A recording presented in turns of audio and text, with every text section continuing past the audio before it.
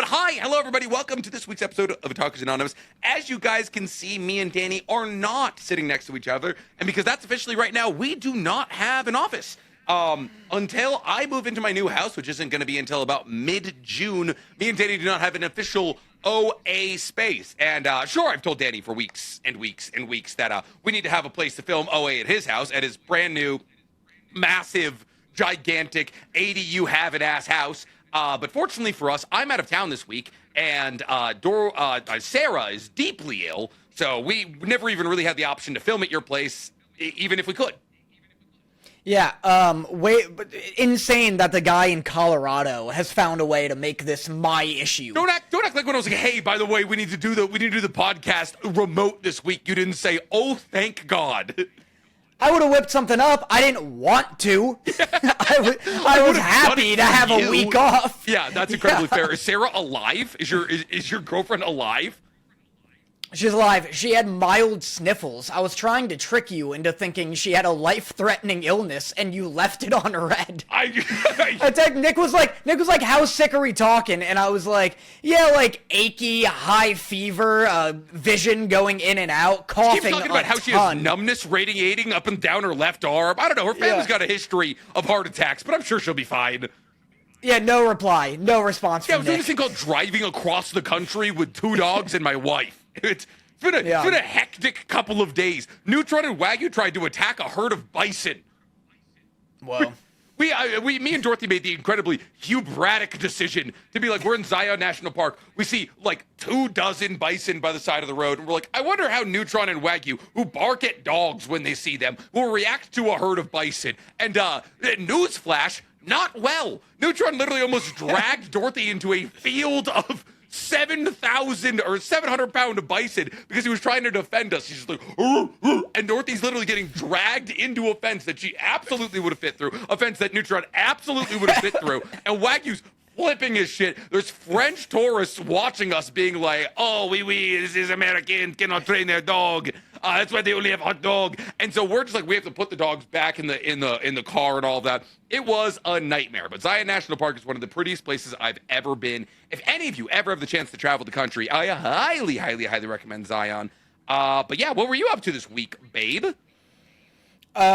Sarah was away at Yosemite. Doing Yosemite stuff. Oh, so you know what I've been getting up to. It was a two-man show, and the other man's right here, baby. Yeah. Dude, Hootie's seen some shit. Dude, damn right he has. I was cranking it, playing some video games, spoinking it, watching some movies, schmacking it, playing some more games. Played a lot of Path of Exile 2. That was fun. It's like harder Diablo. Oh, because that's what everyone says about Diablo. Too easy. That being said, that's what everyone says in the Path of Exile subreddit. That's fair. I mean, didn't fucking Elon Musk buy a Diablo account, and then everyone was like, I'm pretty sure you're cheating? Was that a different game? Or was that Path of Exile? That's Path of Exile! It's too hard! You were fucking game-mogging Elon Musk all week? Yeah, that way, if, times get tough and I need money, Elon can hire me to pretend to be him and play his character. Please, Elon, I Elo in Path of Exile. I'll take percentage of Twitter. I did Path of Exile. I've been playing a game that I guess I technically can't say I'm playing. If there's a review embargo, can you say you're playing it? Wait, what do you as in you have a copy of the game before it comes out? Yeah. Probably not. I don't know. Nobody watches this. Nobody watches this show. That's so fair. That's so true. I've got I'm reviewing, or not like a big crazy review, but I've been playing a little bit of a upcoming racing game. So that's been fun. Dog, I've been looking at $4,000 race simulators, the ones with motion. For my man cave garage, the ones with like 3 monitors, and like when you brake, the seat moves forward. I'm so excited. I've also, like, not to that extent, but I remember in college, back when I was broke, I was like, all right, how many hours would I need to pick up to buy a little racing wheel for my desk to play more Forza Horizon 4? And I thankfully didn't do that because... So just, listen, I think genuinely... Just drive. Well, you can absolutely just drive, but if I wrap myself around a telephone pole going 180 in an RS6, it's a lot easier on a simulator to walk out of that situation than in a car. Yeah. But yeah, just a lot of video games, a lot of stuff like that, a lot of working, doing some I love vids. that for you. Should we get into our opening show game? You want to do an opening game? Yeah. So me and Danny recently have come to the realization that not only are games a lot of fun, but also when we're apart, lists tend to perform quite well. And so today we have 2 lists that we actually want to talk about. And those 2 lists are... Daniel. The top 10 worst anime from, let me see, Sploinkinit.com? Sploinkinit.com. Yeah, speaking of websites getting shut down, shout out to Anime Kai for holding on the longest out of all of the illegal anime websites. There's been a great purge happening recently. Zoro is shut down, Kiss Anime. I'd like to say special shout out to Kiss Anime. You got me through the brokest years of my life, which is to say not that broke, but, you know, I was watching anime for free.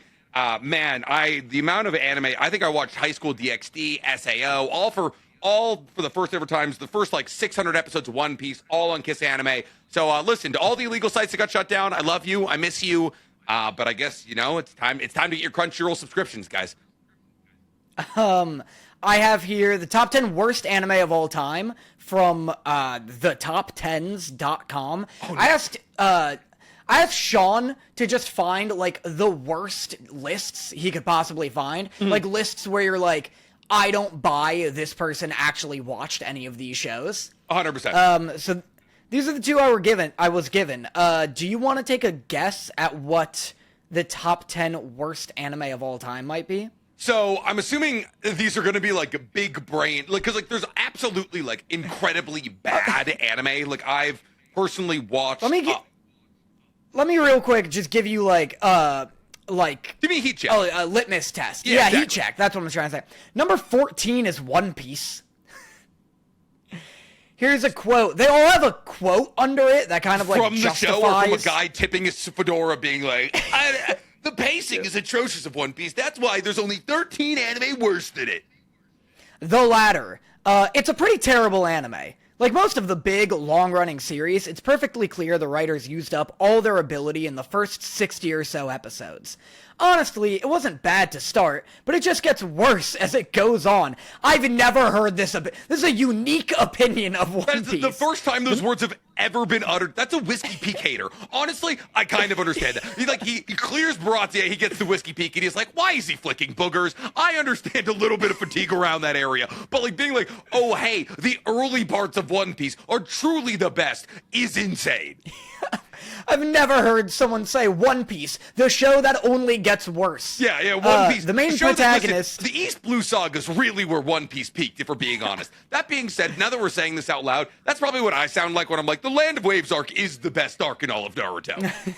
I'm realizing now without perspective how pretentious I sound. The main protagonist, Luffy, is an immensely unlikable douche. It's a struggle to care about him or what he's doing. I think I pushed myself to about 150 episodes and gave up. That's a fair try, though. That's a good old college try. That is almost as long as the entirety of Hunter x Hunter. That's the thing that only happens in One Piece, where they're like, listen, I gave it 350 episodes. I was like, you gave it what? Yeah. Okay. I know, I can't even, like, fault anyone at that point. Like, if somebody's like, yeah, I watched, like, 10 episodes and then hated it. It's like, well, you gotta get a little deeper than that. If someone's like, yeah, I got up to fucking Wano and don't like it, you're right, you don't like it. Good try. It's only, but, like, if someone was like, yo, I gave Angel Beats 10 episodes and just couldn't get into it, I'd be like, fair? But, like, it's just because of how overwhelmingly long One Piece is, it's like, you have to do... What's the percentage of a show you have to watch before you're like, okay, I get it, you're allowed to have that opinion? 40%? I think like a third, because it's like anyone who's like, no, you gotta watch like the whole show. I'll just watch something I like. Like a third is reasonable. I'd rather not get say like 400 episodes into One Piece and be like, oh. All right, everyone's gonna say my opinion is invalid unless I know what happens in Elbath. Like you don't need 700 more goddamn episodes under your belt. I also think, like, it depends on the show. Like, some shows will come with an asterisk where people are like, after this specific season, it gets good. So, like, if there's nothing like that, if people are just like, oh, in general, the whole thing's good, give it, like, a third of the way through, and then decide if you don't like it. Because honestly, the way I'm thinking about it is 12-episode animes, where I'm like, you need to watch 3 episodes of a 12-episode anime, and if you don't like it by episode, like, halfway through episode 3, drop it. I'd say usually I can like list like 3 anime right now that I'm like, you have to get to episode 5 before I'll let you stop. And it's fucking Chainsaw Man. Chainsaw Man episode 5 goes really hard. They're in the hotel. Okay, the Infinity Devil arc, yes, that's fair. That's when stuff really starts picking up. If you don't like it by 5, I think it's lost you. Yeah. Oh my god, I just had them. Frieren. Episode 5's Start Killing the Dragon. Apparently, episode 6 is Start Killing the Dragon. People updated us on that in the comments. Damn it. Yeah. Hey, listen. Hey, we can always. There's 28 episodes in Frieren, so technically the scale slides. You know. God, there was one other. The second I was like, I can list 3, they all left my brain. But there are 3 where I'm like, specifically, you can even say Witch Hat if you want. If you want to be like, hey, get to the bit where Keyfree summons a big golden dragon. And then just punches a hole in the sky. Yeah, that's episode 5. And we're probably... Do we know how many episodes of Witch Hat we're going to get? 12. 12? Yeah, absolutely devastating. 6 years... Of season 1. 6 years delayed, and we're only getting 12 episodes. I'm pissed. That being said, this week I have feelings about Witch Hat Atelier in its relation to Daemons, which I am very excited to talk about. I have big opinions. By the way, before we go any further, I'd like to tell the chat here that all super chats are being collected, baby arms, are being collected by our moderator, and he's sending them to us in the Discord because Riverside that we use does not show us super chats, so we will pause at certain points throughout the episode here and get to your guys' super chats. I feel like the first episode should determine whether you like it or not. It should in, like, a perfect world, but that's very rare. In, like, anime, especially. In 22 minutes. First episode? What, like, genuinely, what show has the perfect first episode? FMAB's up there. No, absolutely not. Are you kidding me? FMAB is such a hurricane of information. Okay, but like you get the Ice Alchemist in the beginning, you get the intro of them, like you get all of Ed and Al trying to transmute their mom. It's so overwhelming. Like, even FMAB fans are like overwhelmingly agree the first episode is like too much too fast. Okay. I'm gonna go Game Rant's best debut episodes. Okay, it's top 17, so I'm gonna go ahead and scroll down. Okay. That's iconic. I'm trying to think about Frieren it should be up there. I think Witch Hat Atelier should be in the conversation. Demon Slayer is number 8. I don't know about all that nonsense. Demon Slayer's first episode's pretty good, but it's mostly just Tanjiro battling against a low-level demon with an axe, and then Tomioka shows up. You mean Gyoyu? Is that the name of the first demon? No, the fucking he rolls up with the dude who has no pupils. Yeah, Gyu Tomioka. Yeah. Death Note. I'd agree with that. That's number 7. Death Note's got a good one. Solo Leveling. Somebody in the chat just said Solo Leveling as a. Should we rip this list? Should we just do this list? No, I mean we can. I guess so. Okay, number 10. Number 10 of the best first episodes. Game Rant's best first episodes of anime. Number 10 is Asteroid Blues, Cowboy Bebop.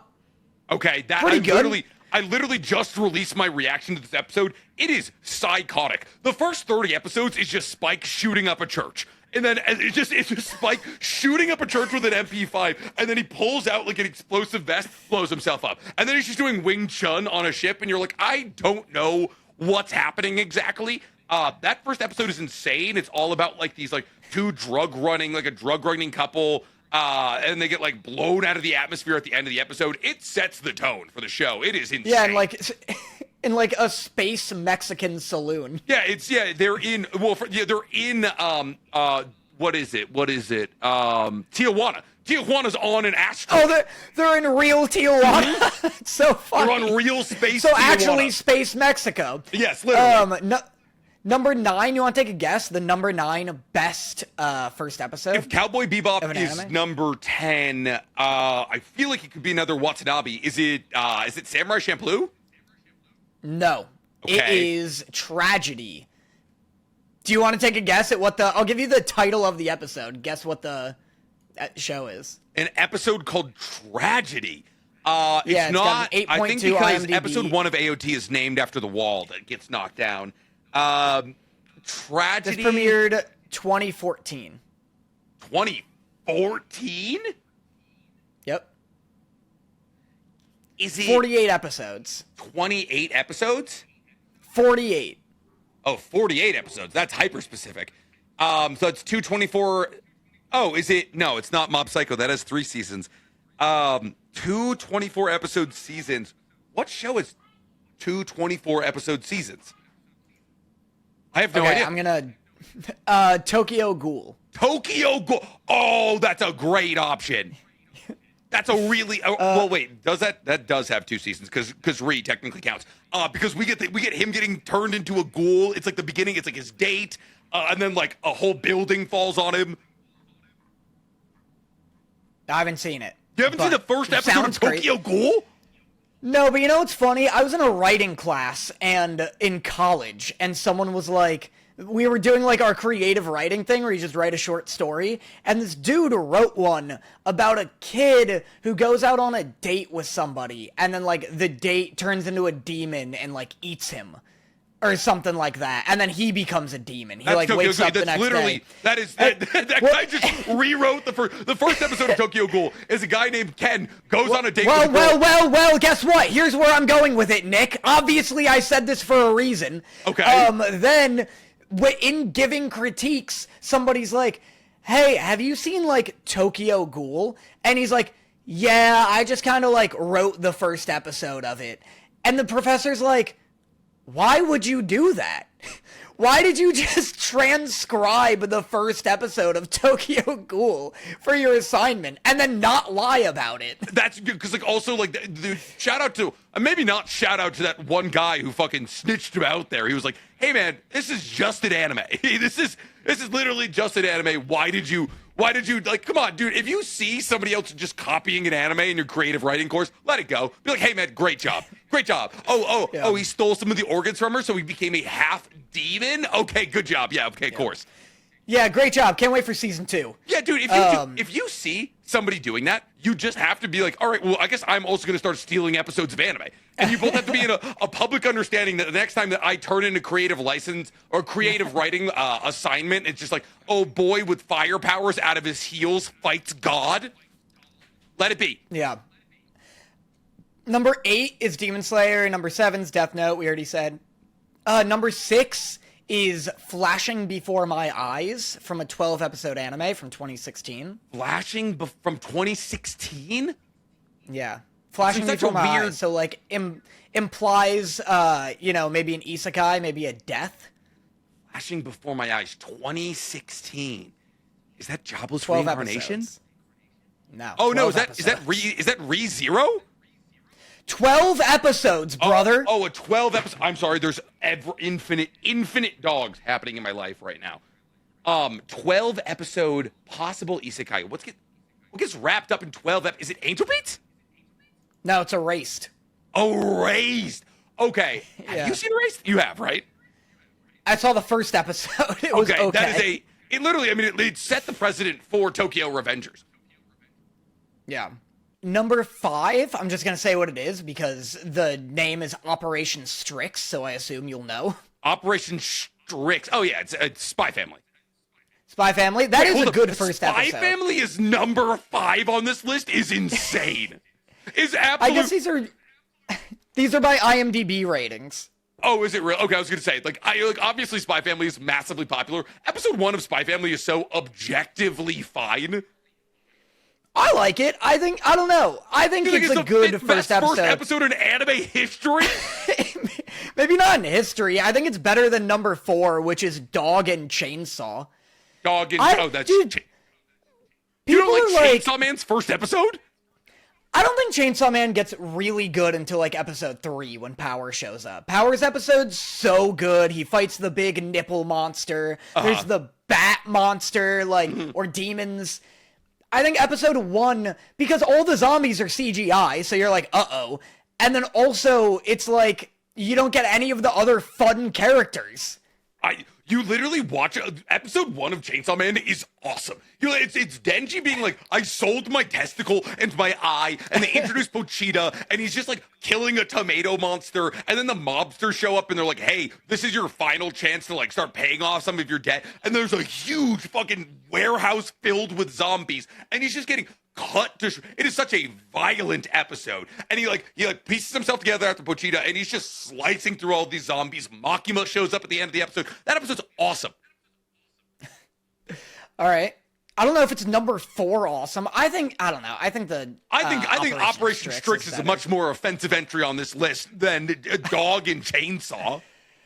All right, this one has a 9.0 on IMDb. It's number 3. It came out in 2019. There are only 2 seasons and 23 episodes total, and the episode title is 121045. Oh fuck, god damn it. It's the microwave one.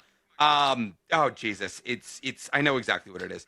It's the one where they time travel. Why am I spacing its name? Steins Gate. Nope. What? It's not Steins Gate? No, not at all. Not at all. 1, 2. It's like a site. Yeah, 1, 2, fucking 1045. 1, 2. 2 seasons. Season 1 is great. Season 2 is unwatchable. 2019. Is it Hell's Paradise? The one where they eat the kids. Yes. What is it? Promised Neverland? Yeah. That's a good first episode. That's the first episode where, like, the end of the episode, they see, like, the little girl, and she's, like, dead in the corner. Yeah, I agree with that. That's a pretty good one. Steins Gate did not come out in 2019, dog. What? You're absolutely right. Steins Gate came out in, like, 2011. 100%. I heard numbers. I heard numbers, and I was like, of course, that's got to be Stein. Honestly, Steins Gate should be on this list. Steins Gate, yeah, came out in 2009. Number 2, I also agree pretty heavily with. The title is To You in 2,000 Years, The Fall of Shinganshina, Part 1. Does that strike any bells? Is that enough hints? I have no idea what it could possibly... Danny, which one is that? Is that that's what? My little sister can't possibly be this cute? Yeah, I love the idea of me being like, okay, I'm gonna read you the episode title. What show does this relate to? Episode 1, the one where Goku fights Raditz. Yeah, episode 1, what show is attacking that? And using Titans? I have no idea what this could be. They're the dragging Titans my are balls. Attacking? Yeah. Awobviously, it's AOT. This is a great first episode. Yeah.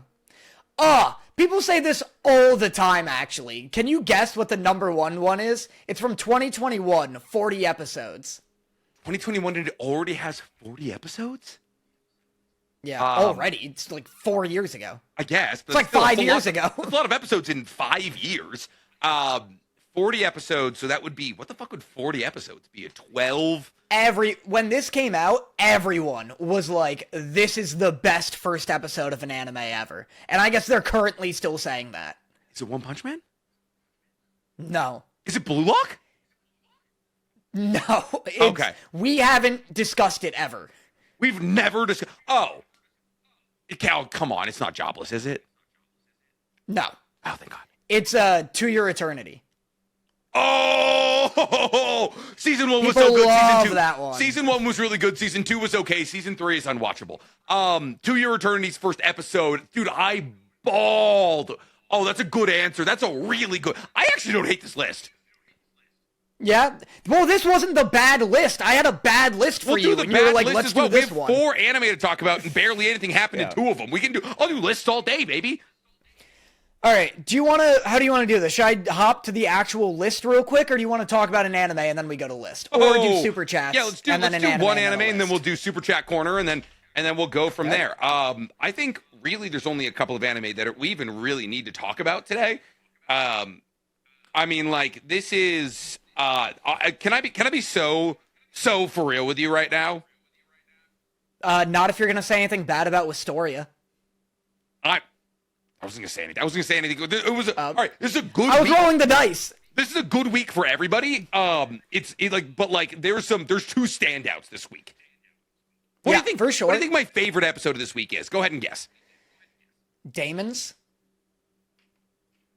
It's a damn good Daemons episode. I knew you knew me. I gotta get Daemons off my chest here. This show's hitting its fucking baby arms. This show's hitting its stride, Danny. Oh my God, everyone hit the baby arms. It's a really good core workout. Dude, this show. Oh, I'm so excited. Dude, watching Jin just walk down low-level Daemon users. Dude, Jin, there's a moment in this episode, which to me is one of the most generationally, aura-defining moments for a character I've ever seen. Dude, Jin's he's hobbling around because his Achilles has been cut. And he's like, I don't know if I'm gonna be able to take out this entire castle full of bad guys here. And we're just seeing him terrorize people. Like, people are waiting to ambush him, and they're just getting, gobbled up in the fish. And then there's this moment where he's walking, and, you see him walking alongside this outside patio thing, and this guy sends his 2 mini Daemons at him, and they jump him, disappears, because it's his goddamn lanternfish, and Jin's just behind the dude with a pistol. Pah! Execution style. And this show is so bloody and violent. Dude's got a fucking hole in his forehead, flops to the ground. Jin just executes a guy just right then and there. And that was such a creative, because even I know how his ability works. But when you see somebody, everybody say hi to Dorothy. When you see somebody get kunai'd in the Naruto universe, and you're like, obviously he's going to be replaced by a log, right? Of course he's going to be replaced by a log. In this, I know that Jin has lanternfish abilities. Still, every time I see somebody get murked and it's revealed that it's a lanternfish, I'm like, oh, that's genius. Yeah. I'm surprised every time. I'm like a baby when you go like this. I love the fucking I love the idea that his lanternfish is out distracting people, and he's just hobbling behind people, popping them in the back of the head. Yes. That shit was so cool. That was what would you say are, if you have to give an award, an aura award this year so far in anime, who's getting it? Oh, it's a really Because you said some pretty intense shit. You said some heavy shit that Jin is aura farming harder than anyone this year. And this is maybe arguably, in our time of podcasting, the hardest year of aura farming. This year we've had a lot of incredible moments. Yuta just pulling up to Ryu and being like, listen, I'll do a straight up negative and cursed energy blast battle off with you, and then redirecting a blast in orbital striking Ryu with his own cursed energy. That's one of the greatest moments of the year from an aura perspective. Do we have any big ones? That's insane. It's insane that you pulled a Yuta moment from JJK season 3, but pop off Queen. Oh, I'm sorry. Who had more? Okay, what do you want me saying? Maki? Okay, fine. Jinshi slow walking up to his death in a battle against Maki. Maki sliding around. Megumi doing literally anything this whole season. Megumi fucking riding a guy down off a skyscraper and pistol whipping him on the way down.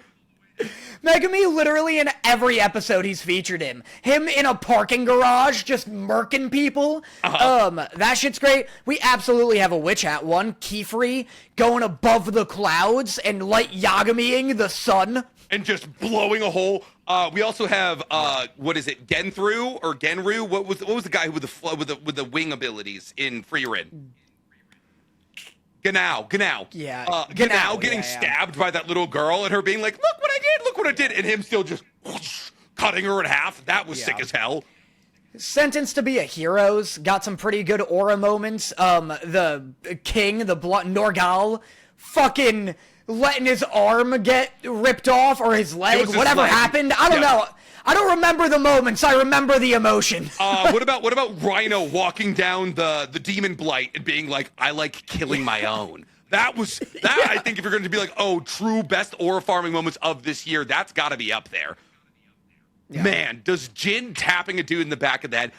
For me, my winner for the year would have to be, I think it's Genau after even being stabbed, still just slicing that demon in half. That moment was so sick. or Stark, honestly, or like Revolt being like, oh, nobody can block this attack, and then Stark still eating it. I thought that was dope, and him allowing himself to be slashed so he could cut through Revolt. That was sick.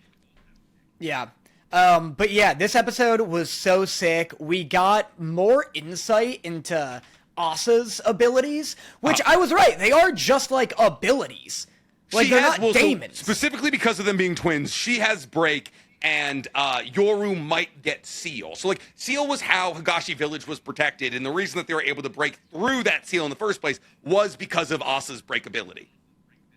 But these are abilities. 100%, you know, yes. like, so far, these are the only people with abilities we've met. I think that's what makes them so, like, specifically targeted. I think that's, like, why everybody wants a piece of them, is because, like, maybe nobody else Daemons. has abilities. What do you say? Maybe they're Daemons. They are, I mean, they... You know? Because they're breaking Seal. I mean, maybe they're Daemons. Because there's two of them, and they're breaking Seal. How about her just walking up to a Daemon and be like, oh, I broke your contract with your person? Yeah. What? You can do. What if somebody did that to left and right? How? Well, I think it's something only she can do. She has break, you know. I know, but still, like, that's an insane ability in a contract-based universe. It's an insane ability. How'd you feel about all of that? Because towards the end of the episode, this literally does just become Pokemon, where it's like, I didn't love that she can just, like, break the contract and then steal somebody's Pokemon. And then the reason it worked is because of Pokemon logic, where he's like, they're just animals for us to use. And they're like, hey, you gotta respect your Daemons. And they love fighting, but only if you're nice to them. And very specifically, there's also the aspect of needing to name them. They're like, oh, you need to name your Daemon? Yeah, it's literally like Digimon. Yeah, like, if you don't name them, you'll never max out your friendship level with them, and they'll never survive critical killing hits. Mm-hmm. Somebody said they're day and night. Oh, they're day and night. They're Day and Mon. I don't know. Who's Day and Night? Good. God, you're on one. You're on one today. It's got to be that. It's got to be that Gizbot. It's got to be that brand new, high quality Giz right there. Brother, they're all new. I got Gizbots all day, every day. Half of them aren't even opened yet. That's crazy. I'm happy to hear that guy's finally honed in your taste enough for you to keep him alive as a business. Yeah. He's like, he knows what I like. I love the idea of that guy just rolling out more and more. Everyone keeps saying that I'm streaming in terrible quality. It's because I have bad Wi-Fi. I'm streaming on the same camera that I always stream on. But yes, so this was my favorite episode of Daemons by far. I think Gabby's my favorite character, like, easily. She's so sick. Dude, when she had she had two great aura farming moments. I can't believe we didn't bring her up. But when she's, like, on the phone, and she's like, yeah, what's going on with these Daemons? And he's like, yeah, do whatever you want. She's like, so I can kill them? And he's like, yeah, deal with them however you want. And she's like, sick. And then it cuts out, and one's, like, head is stuck in its mouth. And then she, like, gobbles its ass. Teeth.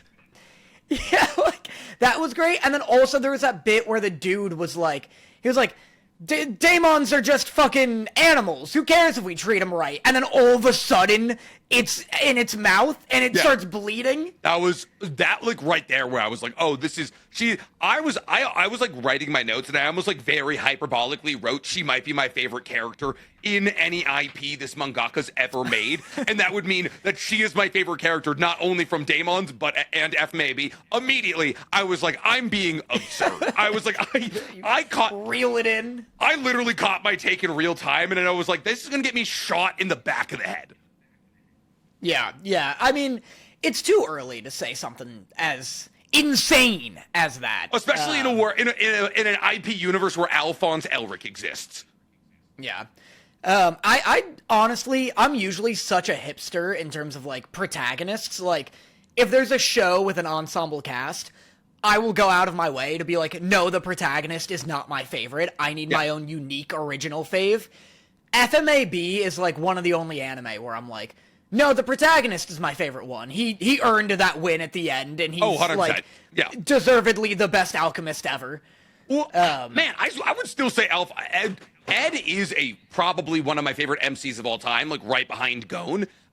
Because, like, what he's able to. He accomplishes what he set out to do in such a satisfying way, in a way that like it was like it's much more complex than like, oh, I want to become the Wizard King, or I want to become the Pirate King or the Hokage. It's like, oh, I want to get my brother back, and he does that shit. And like there's a big emotional connection to like him needing to let go of alchemy to accomplish that. And I think Ed probably has the most satisfying payoff in terms of an MC accomplishing what they set out to do. I think that's probably why people look at FMAB so positively, because it wraps up so nicely. Well, Ed's so cool because his goal isn't to become the best alchemist ever. He just accidentally does it while achieving his way more simple, or, simple. But, like, he's like, I just want our bodies back. And in doing that, he has to become, like, the world's hero. He has to literally beat God. And that's like, he's like, I just want my arm and my leg back. By the way, oh my God, is that the creator of humanity? Yeah. Cool. All right. Well, that brings us to our favorite segment of our virtual podcast, Super Chat Corner. And Nick the Mets fanatic says, will yous ever... It is a very, very Mets way of saying this. Will yous ever come to Anime NYC? Yeah, if we're invited. If we're invited and paid a bunch of money to go, we'll absolutely go. That's how we feel about any con. So if you... What do you say? We usually only go to cons that we're invited to, because they're very tiring. I feel like people don't realize, and I say this because I wouldn't realize it if I weren't a content creator. The cons are so unbelievably tiring when you're like, because you're working the whole time. Like, there's never a moment where you're like, oh, I'm just going to enjoy the con. Yeah. Whenever me and Danny are at a con, it's not like, you guys are probably all at cons and you're like, oh man, this is the best ever. It's 3 days. Everyone likes what I like. And like that week, we get a little bit of that, but it's like, oh, hey, I have to be prepared for 2 hours on stage, which is nerve-wracking every time. And then you're walking around, you're meeting fans, you're doing signings, and then you have to go to this event and that event. And it's like, okay, cool. I'd love to walk around the con, but at the same time, like, I need to prepare a slideshow to talk about this and that. And like, when was the last time you had to fucking crack open a PowerPoint and make a 17-page PowerPoint? I'll tell you right now, I do it once a year. Yeah. Real quick, can I give a quick shout out to Straw Hat Midas, who's in the chat? Straw Hat Midas, one of the best YouTubers working right now. I love this guy's videos. He does skits. That's not his content. His content is like Nintendo video game reviews. He'll be like, okay, good. I played Pokemon Black and White 10 years later. Does it still hold up? And he's got this like classic YouTuber vibe where he'll do like classic skits, or like, the video game will come to life and be the antagonist of the video. Old school, awesome shit like that, and I love it. Check out Straw Hat Midas. Thanks for being in the chat. Love his content. Okay, wow. Shout out to Straw Hat Midas. Wow. I hope Danny talks about me like this when I'm not around. Goodness, that was a glowing review on Straw Hat Midas. Yeah, all right, like Tesseract Wolf sends $10 for chat corner. What would each Straw Hat's Daemon be? I'll give you 3. Luffy's would be eat and digest. Zoro's would be drink and pass out, and Sanji's would be cook, cut and cook, and harass. Yes, These are boring answers. It'd be stare and oogle. You gave boring answers. I feel like Luffy would be like stretch, bounce. It would be like stretch and bounce. It would be stretch and retract. That's what Luffy's would be. Well, I guess it's so hard to be like, I feel like everyone, including us, are looking at the Daemon power system incorrectly. Because it's not like Yoru has a left and right type of personality. It's not like he got bow and arrow. That's fair. As his daemons. And I feel like it's like people are equating it to Gachiakuda, which makes sense because it's fun and people like doing that. But there's not really like a system in place in canon that is like, hey, daemons are personality based, and we also don't know enough of them to understand like what kind of dualities there are. Like we met why light and certain dark people are assigned certain things. Like why does that guy have the rabbit and the tortoise? Yeah, like we met light and dark just now. We still don't know what the fucking giant one is that blocks up doorways. Yeah. But yeah, I guess, yeah, Zoro, or I like, yeah, Sanji's would be like fucking ogle and grope. Exactly. You know? Sneak and jerk. Yeah. Cool. Naruto question. Can the Sharingan copy summons? No, it can't. You have to enter into a contract with a summoning animal to summon them. And unfortunately, you can only copy hand seals and chakra movements with the Sharingan. So you can't copy a contract. Bodilo Yeah, idiot. Yeah, goddamn no. Hey, listen, there's no bad question when it comes to Naruto lore. But Dulo Martinez asks, Danny, do you still listen to Tilt from your Assassination Classroom outro? Sometimes. Occasionally. Tilt hasn't put out a lot of music that I know of recently. And their older stuff is more, like, grungy. But, I mean, I'll definitely support Tilt whenever I can. They're sick as hell. Love that for you. Go listen to Tilt. Josh the Boss just says, Yu Yu Hakusho Episode 1. As I assume he's saying it's one of the better ones. Yes, absolutely. Yu Yu Hakusho's first episode is pretty fantastic. But it's also kind of, like, very, like, late, like, early 90s pacing, where it's like, okay, basically Yusuke, it's like, oh man, Yusuke's a punk. And then they show his friend's underwear a little bit, and then he dies. And that's kind of the whole thing. And we get Kuwabara being Kuwabara, which is kind of nice. I mean, how many episodes have Kuwabara being Kuwabara? Cowboy Episode 1, Don't Get High Off Your Own Supply. Is that what it's called? That is that's what the episode's about. I'll tell you right now, that's what the episode's about. But I think it's called, like, Astro Blues or something like that. Yeah, this said it was Asteroid Blues. Yeah. I mean, the episode is absolutely about a guy doing... Why is it always that sci-fi... Whenever there's, like, a sci-fi, like, cowboy noir, there's always the introduction of, like, some drug you have to shoot directly into your fucking eyeballs. Like, that drug is right. There's never been an eye-based drug, and yet every story wants us to be doing, like, eye drops of glass. Looper also does eye drugs. Mm-hmm. Do you remember Looper? Looper, Dread, and Cowboy Bebop are like, what if, I think even, Devilman Crybaby does eye drugs. Oh, yeah. There's so many, everybody wants, like, to be just, like, shoving glass. Maybe I'm not doing hard enough drugs. Maybe I'm not in the circles where people are doing eye-based drugs, but I've never seen it. Putting a drug through your nose is not sexy, and the mouth is overdone. I feel like the eyes are the closest thing to your brain. When are we doing ear drugs, you know? Hey man, it just feels like having water in your ears for 2 hours, but can you fuck on this? Yeah. Dire Jams asked, have you guys seen Drifting Home, a Netflix anime movie? It's my favorite anime movie. No, we haven't. No, that sounds like Up, the animated movie. Or the anime movie. Well, that'd be like Drifting Away from Home. Drifting Home from 2022. Oh, is this by the guy who did Call Me By Your Name? I bet not. Is this by the guy who did... It looks like The Boy and the Beast, actually. Maybe. The Boy and the Beast. Maybe we'll have to add that to our watch list here. Bryce the Battle Phoenix says, to be fair, I did meet a guy that accidentally made a D&D campaign based on Full Metal Alchemist. But yeah, that happens all the time. People always, I get so many emails from people being like, hey, I need your help with my Naruto TTRPG. And I'm like, dude, I don't have 4 hours right now to extol to you and answer every single question about, like, oh, what would Jiraiya do in the situation here if you sent him to Mount Mubuko with 3 of the thickest women you could possibly find? I don't have time to build out your TTRPG. I apologize. Yeah. Blast Boy asks, hi Blast Boy, if you could sacrifice a finger to redo any anime season to make it an 11 out of 10, how many would you sacrifice and what answer? Ooh, that's good. Probably none. I don't know if that's worth... I'm like okay with mid media if I get to keep all my fingers. I actually, hold up, I think I could give up 2 pinkies for 2 anime. Okay. What does this do? What does this do that I can grip? I have as much grip with this as I do with this. Like this adds nothing. How about this? Can I ruin 2 masterpiece anime to get a 7th and 8th finger? Or a 6th and 7th finger on each hand? So, all right, you could ruin a season of masterpiece anime to give yourself a great season of a show that was squandered. Oh, I see. I would ruin...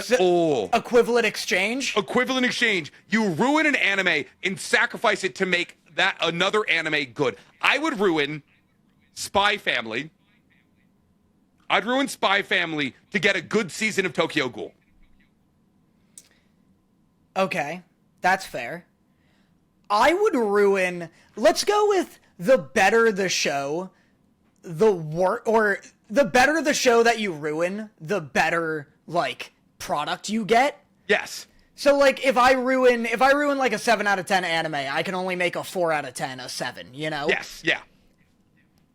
I would ruin Death Note to make Boruto good.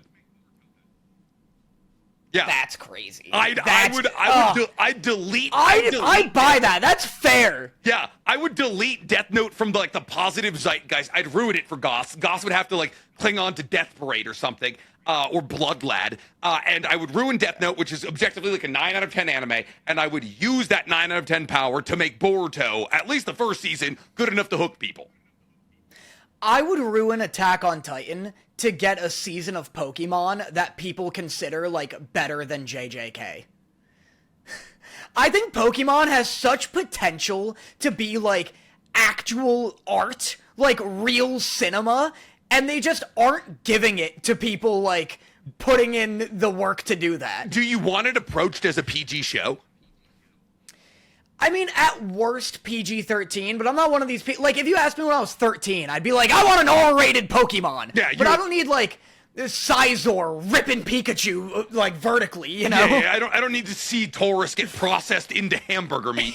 Yeah, like, but I think, dude, I've been saying this for a while, like, if you give the Pokemon IP to, like, one of Japan's visionary directors and just let them do, like, a one-off, isolated movie... It could be as good as, like, Spider-Verse, you know what I mean? Like, it could make as big of a splash. Pokemon has the potential to be one of the best animated movies of all time. That's actually so fair on account of the fact, like, think about how big Pokemon is as a TCG, as a game, as a mobile game, Pokemon is the biggest IP on Earth. And, like, while there's, like, obviously there's Pokemon anime fans, there's Pokemon manga fans, but, like, the proportional response, or the proportion of people that like Pokemon for either the video game and the TCG versus the anime is crazy. Like, the anime should be massively more popular, and I think they kind of ride off the idea that, like, everyone just kind of loves Pokemon as an IP, so they'll watch it anyways. But, like, back when Pokemon was hungrier, like, back when, like, obviously it wasn't the biggest IP on the earth, like in 2000, like, they were making really good Pokemon content. Like, the early seasons of Pokemon, the first Pokemon movie, are all really good Pokemon content, and then they were like, oh, we're making a quadrillion dollars off everything else. We don't necessarily need to put a bunch of effort into the anime. Dude, if, like, you literally just... I mean, I think... you could get away with just making a Hayao Miyazaki movie with Pokemon in it. If Totoro were a Snorlax, it would make $1 trillion. Oh my god, yeah. You know, like, it doesn't even need to be this, like, grand scale epic. If you just put a lot of heart into a cozy little, like, 1.5 hour romp. Oh my god, yeah. It'd be so good. I mean, we kind of got that, right, where we got Pokemon, we got the one where, like, they're at a hotel, right? What, Pokemon Concierge, that's what it was. We got Pokemon Concierge, where it was like, oh man, what if Pokemon ran a hotel? And they're like, yeah, it's not run super well. But, like, it was on Netflix. It was like it was an attempt. It was like a nice attempt from, like, the Pokemon IP to be like, hey, listen, we're going to try a different form of content here. And people liked it. People liked it a lot. Yeah. I mean, they tried with Detective Pikachu. People are saying, who tried with Detective Pikachu? How dare you tell me somebody tried anything with a Detective Pikachu movie? I'm telling you that at least they did something unique. Like, they tried. Like, I'm not saying, listen, I'd trade in. Okay, don't do something unique with the first live-action Pokemon movie. What are you doing? Making the first live-action Pokemon movie not about a Pokemon tournament. What? Well, Ryan Reynolds is Pikachu. Everyone will love that. That's for somebody, I'm sure. You're right. It is the Pokemon equivalent of, like, the Pets movie, 100%. There's an underground fighting ring sequence. You know, there was a little bit of a Pokemon. Not enough. I guess you're right. It was wild that the first live action Pokemon movie was just about a boy trying to find his dad. Like, what do you mean? That's like being like, hey, let's make a Dungeon Meshi live action movie, and nobody eats anything. I would ruin, you know what? I would ruin Ah, man. All right. What Hayao Miyazaki movie would you have to ruin to make Detective Pikachu, or even to turn Detective Pikachu into the Pokemon like tournament battle you want? Like, what's the proportional? So, like, let's say Detective Pikachu is a 5 out of 10, right? Is that fair? It's a 5 out of 10 movie. You would need to ruin a 10 out of, like, to get 5 points, you need to ruin, like, a 10 out of 10 Hayao Miyazaki. What are you writing down? Why do you look like you're crunching actual numbers? I have a crayon. I'm sitting at a desk. My desk right now is usually, it's usually for making Legos. Yeah. It's a Lego building deck. Whoa. So I'm covered in hairless Bratz dolls. I thought you were like, all right, let's see. So if Detective Pikachu, let's say a 5 out of 10, you would need I think the general consensus is 5 out of 10. Yeah. I think the last time that we polled the U.S. news, it was a 5 out of 10 here. So we need to I would ruin a castle in the sky. Yeah, let's see. We need probably like a Ponyo or lower, I'd say, right? Ponyo or higher. Let's say Amherst? What have you been ranking? This is some Steven Universe stuff. This is not for you. I don't think you spelled amethyst right. Nope. I don't even think you're close. Is there an R in there? Am I seeing an R? There's a Y in amethyst. Dude, I would sacrifice, like, I mean, if it's my own personal Ponyo's the right taste, answer, by the way. Ponyo, yeah, to get, like, that equivalent. Either that or a Princess Mononoke. Like, that's how you get your, like, you replace every goddamn creature in Princess Mononoke with a Pokemon, I'm never watching movies again. It'll ruin cinema with how good it is. Okay, so you have Incinnaboars. Incinnaboars is the boars that try to fucking go after the Iron Temple. The wolves would be, I mean, there's so many wolf Pokemon. What's the one that goes by Petal? Lycanroc or Lucario? Lycanroc, yep. The monkeys are like Mankeys. Obviously, that one's easy. The deer. Oh my god, the deer's Arceus. Holy shit. Yeah. Wow, you could do this. You could do this big time. Dude, call him up. Call up whoever you have. Hayao Miyazaki, you're gonna hate this idea. Should we move on to either a new subject or a new question? That's a great question, Blast Boy. Really good stuff here. We got $10 from Sonic Boomers. Recently, I watched the regular eye patch Invincible. Wait, I watched the regular eye patch. Is Invincible still good? Key point. He worked on TV animation with a 12-man team for shot composition. Comparison, Invincible has a 4-man team for this. Huh? That's sick. I think he's just telling us we watched some, or he watched something. Gotcha, yeah. I'm assuming this is Super Eye Patch Wolf, or Super Eye Patch Wolf. Said he worked on a TV animation with a 12-man team for shot composition, but Invincible only has 4 people, which is insane. Yeah, I mean, look, everybody, I think everybody knows that Invincible is just, like, not getting the team or time it deserves, but, like, yes, at the end of the day, in 10 years, when Invincible is over and people are looking back on it and recommending it and stuff, no one's gonna be like, you should totally watch this show. By the way, it only looks bad because here's the whole history of its thing. Like, that's why it sucks. Like, that's only relevant at the time of making it. If I'm looking at, like, an anime from the 80s and it looks like trash, I'm not going to look into IMDb and be like, oh, well, let me see how the animators were treated. Yeah, well, you know? Is that Mark Wahlberg in the lead role here? No wonder they didn't have budget for animation. They were paying him. Yeah. I think at this point it's just, like, an Ouroboros of people being like, the animation sucks. Well, they don't have enough time. Well, it still sucks, you know. Like Ouroboros, really, really good stuff, Dan. Snake eating its own tail. That's for sure. I didn't expect that out of you. Memerman says, watch Shubiyogi, Danny. More bits, Nick. Steroids, LOL. Shubiyogi? What is that? That's SHIBOYUGI. Shubiyogi.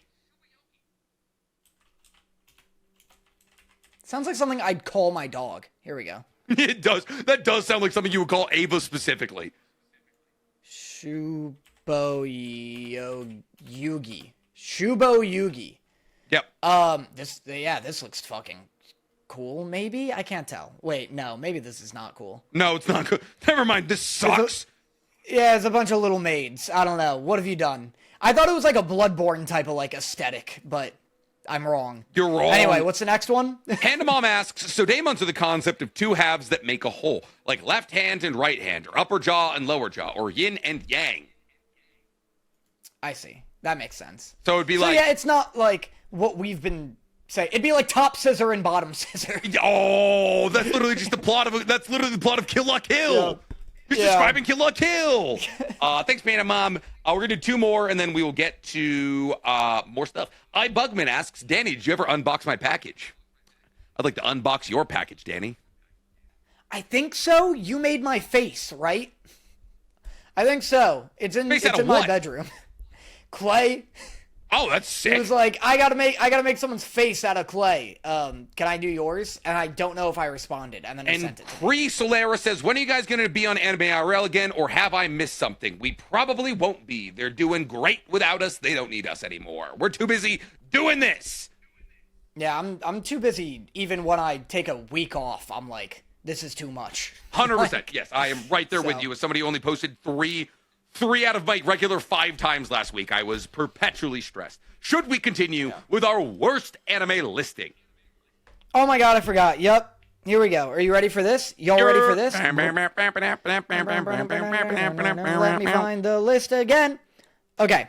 What do you take a guess at what you think some of the top worst anime are, keeping in mind well, if One Piece is number 14, we're gonna have some issues here. I'm assuming if One Piece is number 14 and this person is complaining about the fact that One Piece's writing goes to shit, I'm assuming that they have very little patience. So I'm assuming Bleach is probably going to be up there. That's a show that makes you lose patience, especially around like episode. No. Once we're done with the Soul Society arc, you're going to lose patience. Naruto's no going to show you. What'd you say? No Bleach. No Bleach. Other shows you would lose patience with. Attack on Titan? Nope, no Attack on Titan. Number 10 is Clanad After Story. I hear people like that. I was going to say, I've never heard anybody say anything bad about Clanad. I've never, no one's ever been like, wow, Clanad, what a fucking nightmare of a show this is. I'm looking up images of Clanad, and this is, it's They're 2007. long, it's 2007 as hell. I don't know if I should talk about the show in a positive light, actually, because I'm looking at what appears to be an image of a man and a woman and a child, but then there's a bunch of images of other children. This game did get a Switch game. This anime got a Switch game, so it can't be that bad. Number 9 is one that you know, one that you love. One that I know and love? What would you say? Yes. When you say I love, 1 out of 10? 10? Is it Hunter x Hunter? No. 9? Angel Beats? 9.5? Assassination Classroom? Look, this is an unrelated question. What would you rate Naruto out of 10? Honestly, that's a question I almost don't have in hand. It literally fluctuates day by day. I'd say Naruto overall is like a 9.3.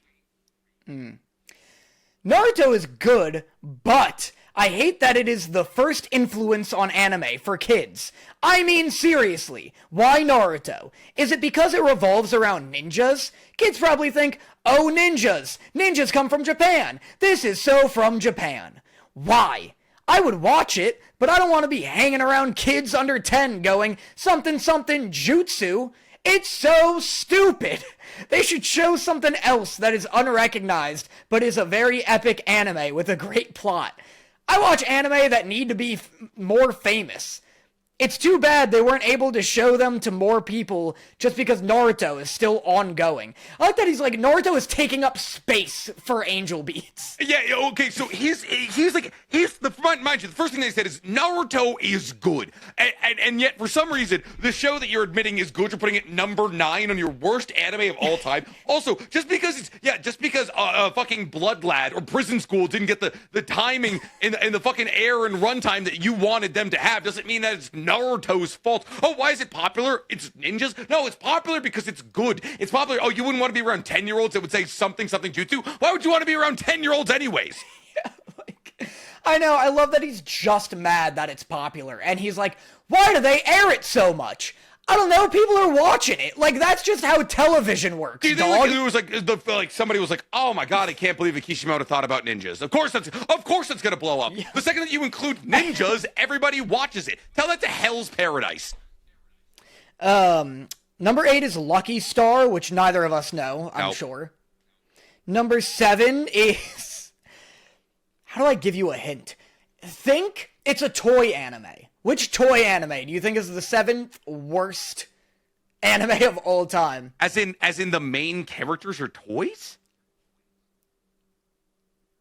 Obviously not as in the main characters. Name me one main characters are toys anime. A Toy Story animated. All 5. You want all 5 of them? You want all 5 of them, Dan? I'm sure there's Japanese dubs.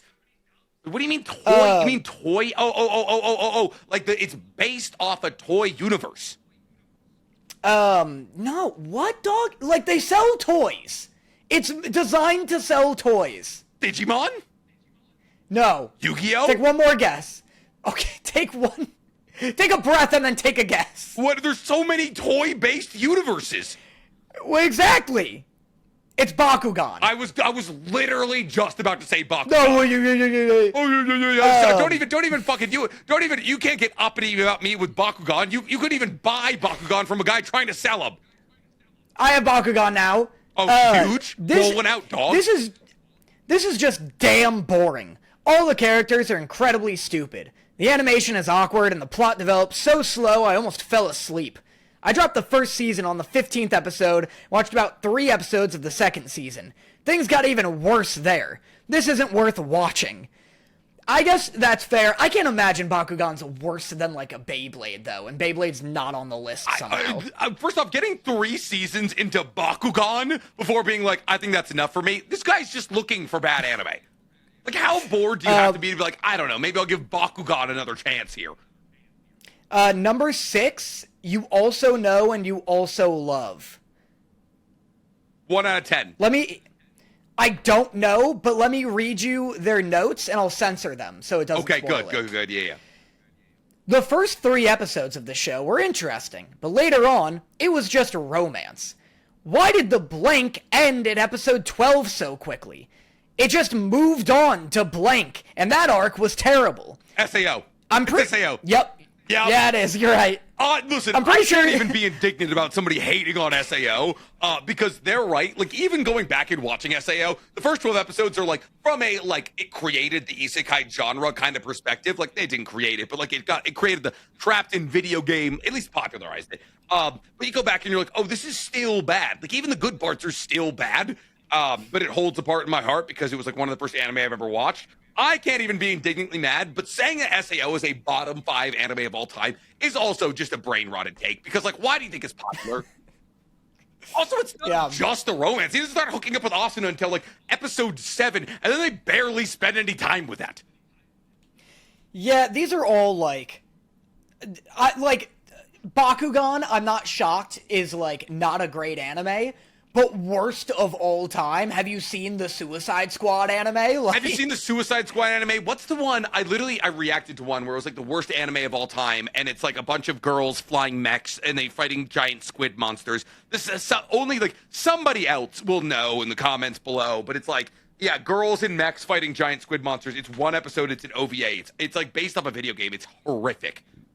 I have no idea. Number 5, from replacing all of the good voice actors, the ones who didn't make you want to bash your ears in, for the characters 3/4 of the way through the blank generation, to the constant replacing of former characters, to the never-ending journey of blank's continuous losses, this anime has been milked to hell, and it obviously needs to go.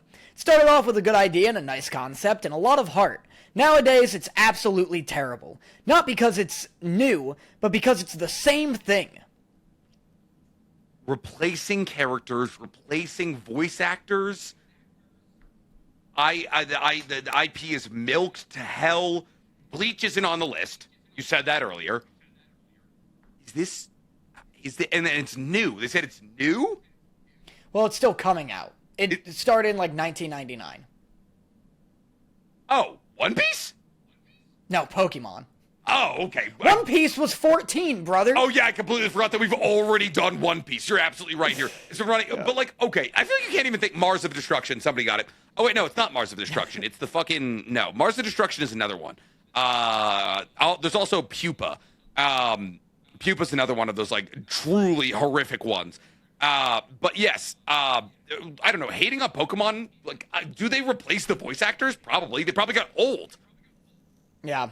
I'm going to shotgun through the next 4, because I don't think we know them except for number 1. Okay. Diabolic Lovers is number 4. The fact that you watched an anime called Diabolic Lovers is on you. Aiken is number 3. Aiken? Like, does that start with an E? Eiken. Aiken. Everyone is, I think, 12 and also a triple G. Holy, what am I? Yeah, just before you Google. What am I? Oh my God! This is horrific! Can you believe Bakugan's only like 4 rungs below that? Naruto's like 3 spots from... Dude, I feel like I just got put on a monitor list. The second image, when you look up Aiken, from IMDb, mind you, is a girl with gigantic blue hair, with maybe the biggest tits I've ever seen animated, eating a banana. Like, dude, this is insane. Number 2 is School Days. I don't know what this is, but it looks tame in comparison. School Days, Japanese drama series. School Days. I think this is actually like a psychological horror. If I remember, I know this is a romance. Okay, a lot of when you look up School Days, there's a lot of safe search blurring. Okay. Oh, harem trope subversion. Apparently, I think it might be a reverse harem. Whoa. People love Diabolical Lovers in the chat, by the way. And then number 1 is Boku no Pico, which I think everyone knows why and how. Okay. So, all right, on this list, this guy's being like, I hate that Naruto is popular, but also pedophilia is bad. Yeah. Okay, clearly he knows what bad anime is. There's nothing between Boku no Pico and Naruto. Like, there isn't 40 different other, like, pedophilic anime between those. Yeah, clearly you're aware of, like, how bad anime can get, and you're still like, I don't like ninjas. Yeah. I wish that Eureka 7 got more airtime. Shut up. Should we move on to another anime that we watched? Yeah, let's talk about Wistoria. This is a fun episode of Wistoria. This is a classic. This is a classic, approach from Wistoria here, being like, hey, listen, only some people are going to get to pass. Only some people are going to get to climb the tower. It's a big graduation moment. We're doing a rebuild. There's a bunch of lore being explained, but not really being explained. We get to see Will gets his Mercedes cap, whatever that means. Right. It's a big everyone's sad Rosty's dead episode. Everyone's sad that Rosty's dead, but Rosty's not dead because I think Rosty was like literally created to protect Will. My current theory is that Rosty is like a homunculus created to like keep an eye on Will. Dude, I literally wrote in my notes, is Finn secretly Rosty? And then deleted it because I didn't want to get outed as being an idiot. Wait, Finn is secretly Rosty? The blonde. What do you mean? Finn is the blonde kid who like taught Will courage, you know? Oh, Danny, that's genius. Because Finn doesn't show up until like Rosty does. Oh, Duke, and like Finn's down in the dungeons, and so he was like, "Oh, listen, I'll keep Rosty up top because like Rosty presents himself too well, and he's like, I'm gonna stick with you. I'm your roommate. I'm staying here." And then he dies. Rosty's shown at the end of the episode. He's still alive because he's homunculus. He's remade. I did say my biggest note from this episode is that Shion started clapping before Colette, which brings me to the conclusion that this show gay as hell. This show is trying to do, and by the way, Curse Yaoi is a topic that we're going to come to later because our comment section apparently have already started to make UX Jorge Curse Yaoi. Man, this is a season. This is a season for Cursed Yaoi, dude. I think I willed it into existence because I texted you and we talked about how much Yaoi content is going to be made about Ogrio and Kifri. And my entire feed is just white hair on black hair Yaoi right now. And Shion being the tsundere to Will, but still being the first person to clap for him, being like, I acknowledge his courage. I just Cursed Yaoi out the wazoo, dog. Yeah, I like that bit. I also like them being like, Will does know a spell. It's courage. And that's fun. I do love the pregnant pause of everyone like being like, bullshit. and it's not until everyone was like, oh wait, no, we are cool with this. Like that was very funny to me.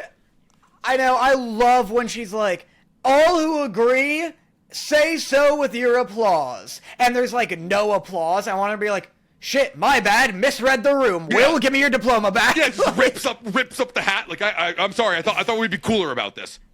Yeah. So yeah, that was cool. Like I said, I'm excited for like what's on the horizon for Witch Hat, because this did feel like just such a prologue the last season and a half. Yeah, and I do like weird. Scion being the first one to clap. It's funny he's Shion in Japanese and Scion in English. Oh. And Scion, I know what Scion means, but how about you tell me? How about you tell the chat? I've never known. It's like Watcher, right? What is a Scion? Danny, once again, I know Scion as a car. Yeah. I know Scion as an enemy you're frequently fighting in video games. Okay, Danny, I'd like to, can you rescind everything nice you've said about Straw Hat Midas? He's been in the comments, and he's been too funny. And he just said, why is there a regular-sized ruler behind? Actually, Panamom, can you ban Straw Hat Midas? Yeah, go ahead and ban Straw Hat Midas. He can be gone now. He can be gone. That's good enough. That's so we don't. No, I do the bits. Me and Danny do the bits. He's Carrot Top. I'm Carrot Junior. I'm Carrot Bottom. He's Carrot Top. And yeah. That's enough. Ban him out. I want him gone. Good. That's good stuff. Anyway, yeah, this was fine. You know, it's like it feels like a exiting of the prologue and then into the rest of season 2. Yeah. And the first 10 minutes of this episode for some reason looked like season 1 quality. Like they shrink like the perspective or something. They put like black bands on the top and everything just looks way prettier. It was very a fun episode. Not my favorite episode. This hasn't been my favorite season, but I feel like we're heading in the right direction. Panama, you don't actually have to ban him. I was kidding. It was a joke. But can we talk about do we talk about Marriage Toxin or do we talk about Wistoria? Witch Hat? Where do we go from here? I don't know. Which one did you like more? Probably Witch Hat, I'd say. Yeah, I'm like middle on both of them. These are both like not the best episodes of their season, but I feel like they're leading into they're the part ones of what feel like a 2-part type of thing. 100%. They both very much leave. They both leave you being like, oh, I can't wait to see what happens in the next episode kind of thing. Let's talk about Marriage Toxin first, because this episode is a very heavy action episode. Like it's basically just Poison Master versus Sound Master. And we just see the Sound Master in like a myriad of different like comforting ways. Like, I don't know, like he's trying to keep his body in like top notch, so he's in massage chairs and hot tubs and X and Y and Z. And this show's power system it's kind of funny because it's something we've talked about very frequently, where we're like, oh, the less restrictions you put, like the less you try to explain your power system, the more freedom you have. And that couldn't be truer with this universe. Yeah. They're taking like a Fire Force approach to what sound should and shouldn't be able to do. Yes. Where he's just like creating illusions and ghosts in people's mind. Yeah. He's like, but like, it's also like not illusions, maybe? Like he's creating like a gigantic kaiju. Like he creates a gigantic, like a no-faced kaiju that like is actually trapped in the roots whenever our main character, whose name I refuse to learn, like uses growth serum on all of the trees and like actually catches them. So it's like, oh, your sound creates illusions. We've done that forever. That's like preliminary rounds in Naruto. We're using bells to create sound-based genjutsu. Happens all the time. Actually creating like constructs of sound, that's where I was like, oh, what exactly are we doing?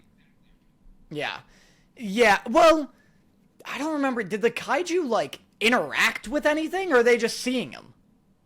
Did the kaiju ever interact with anything? Well, yeah, because well, everyone sees him, but then also we see his fist get stuck in all of the roots. He's like oh yeah, that's and that could have been like a metaphor for the fact that he grows the trees and he's like, now you can't maintain your tune kind of thing. Yeah. So I have no idea.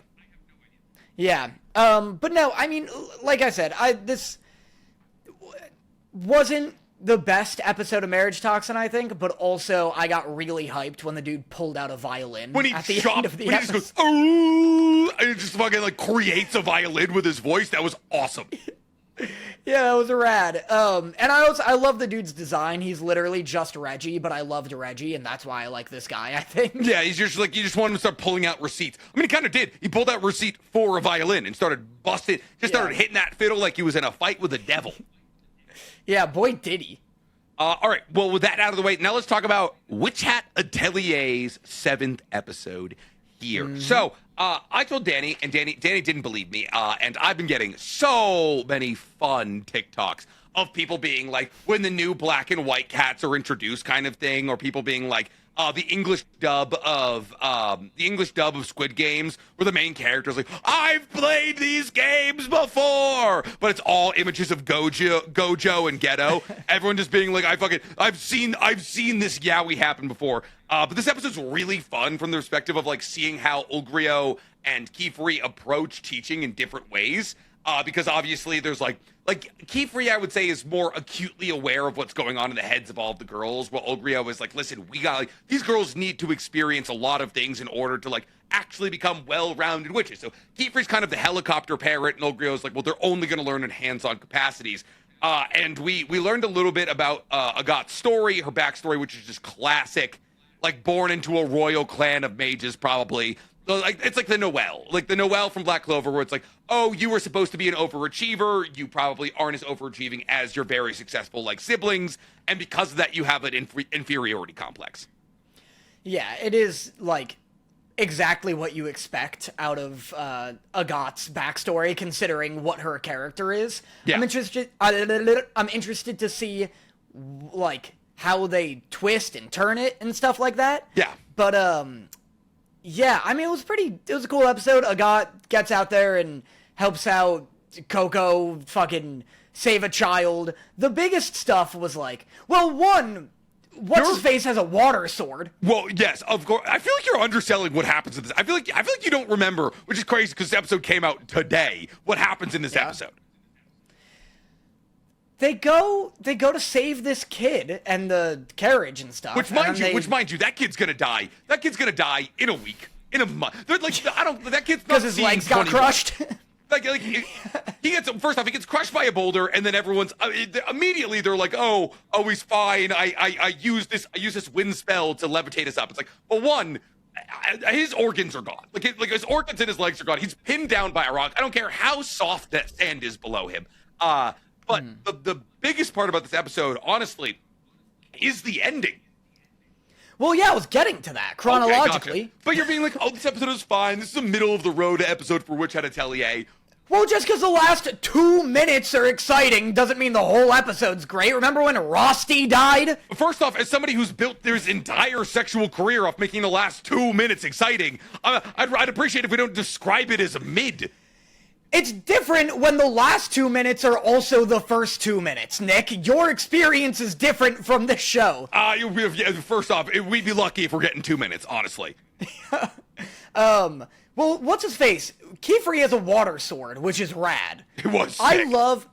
They're taking this whole, like, he doesn't like water thing so far. Okay. I thought he was just like, yeah, I don't like getting wet. Maybe I have a little bit of OCD. Who knows? Mm-hmm. But he's like, literally fighting back against the river, and he's like, yeah, I hate you too, water. Yeah, he was like, the water's making... Are you a cat? He was like, the water I hate is making this very difficult. And I was like, that's probably not a necessary additive right now. It's like, you pointed out something very funny, though, that was put into our comments after we talked about the Ulgrio Kifri shipping possibilities, where it was, he hates water, and Ulgrio has rings that dry you out, which I thought was very funny. Yeah. That's very cool. Also, his name is Ulrugio. Ulrugio? Okay, whatever. Guys, he's been in the show for 2 episodes. I haven't read this manga. Why are you angry? I'm just correcting. It's not even you. I very politely just corrected you. No, I'm sorry. You're not in my head. Somebody, Astroclam, sent Nick pronounced his character's name correctly, challenge level impossible. And I got triggered by that, and then you immediately brought something up. I'm sorry. You were on. That shotgun shell wasn't meant for you. The trigger got pulled accidentally. I just love that I could be like, oh, actually, it's not Tuesday. It's Wednesday. And you're like, oh, what? I'm sorry. I'm not Mr. Calendar. That was absolutely Christ. You were absolutely an innocent bystander in that anger. I'm so sorry.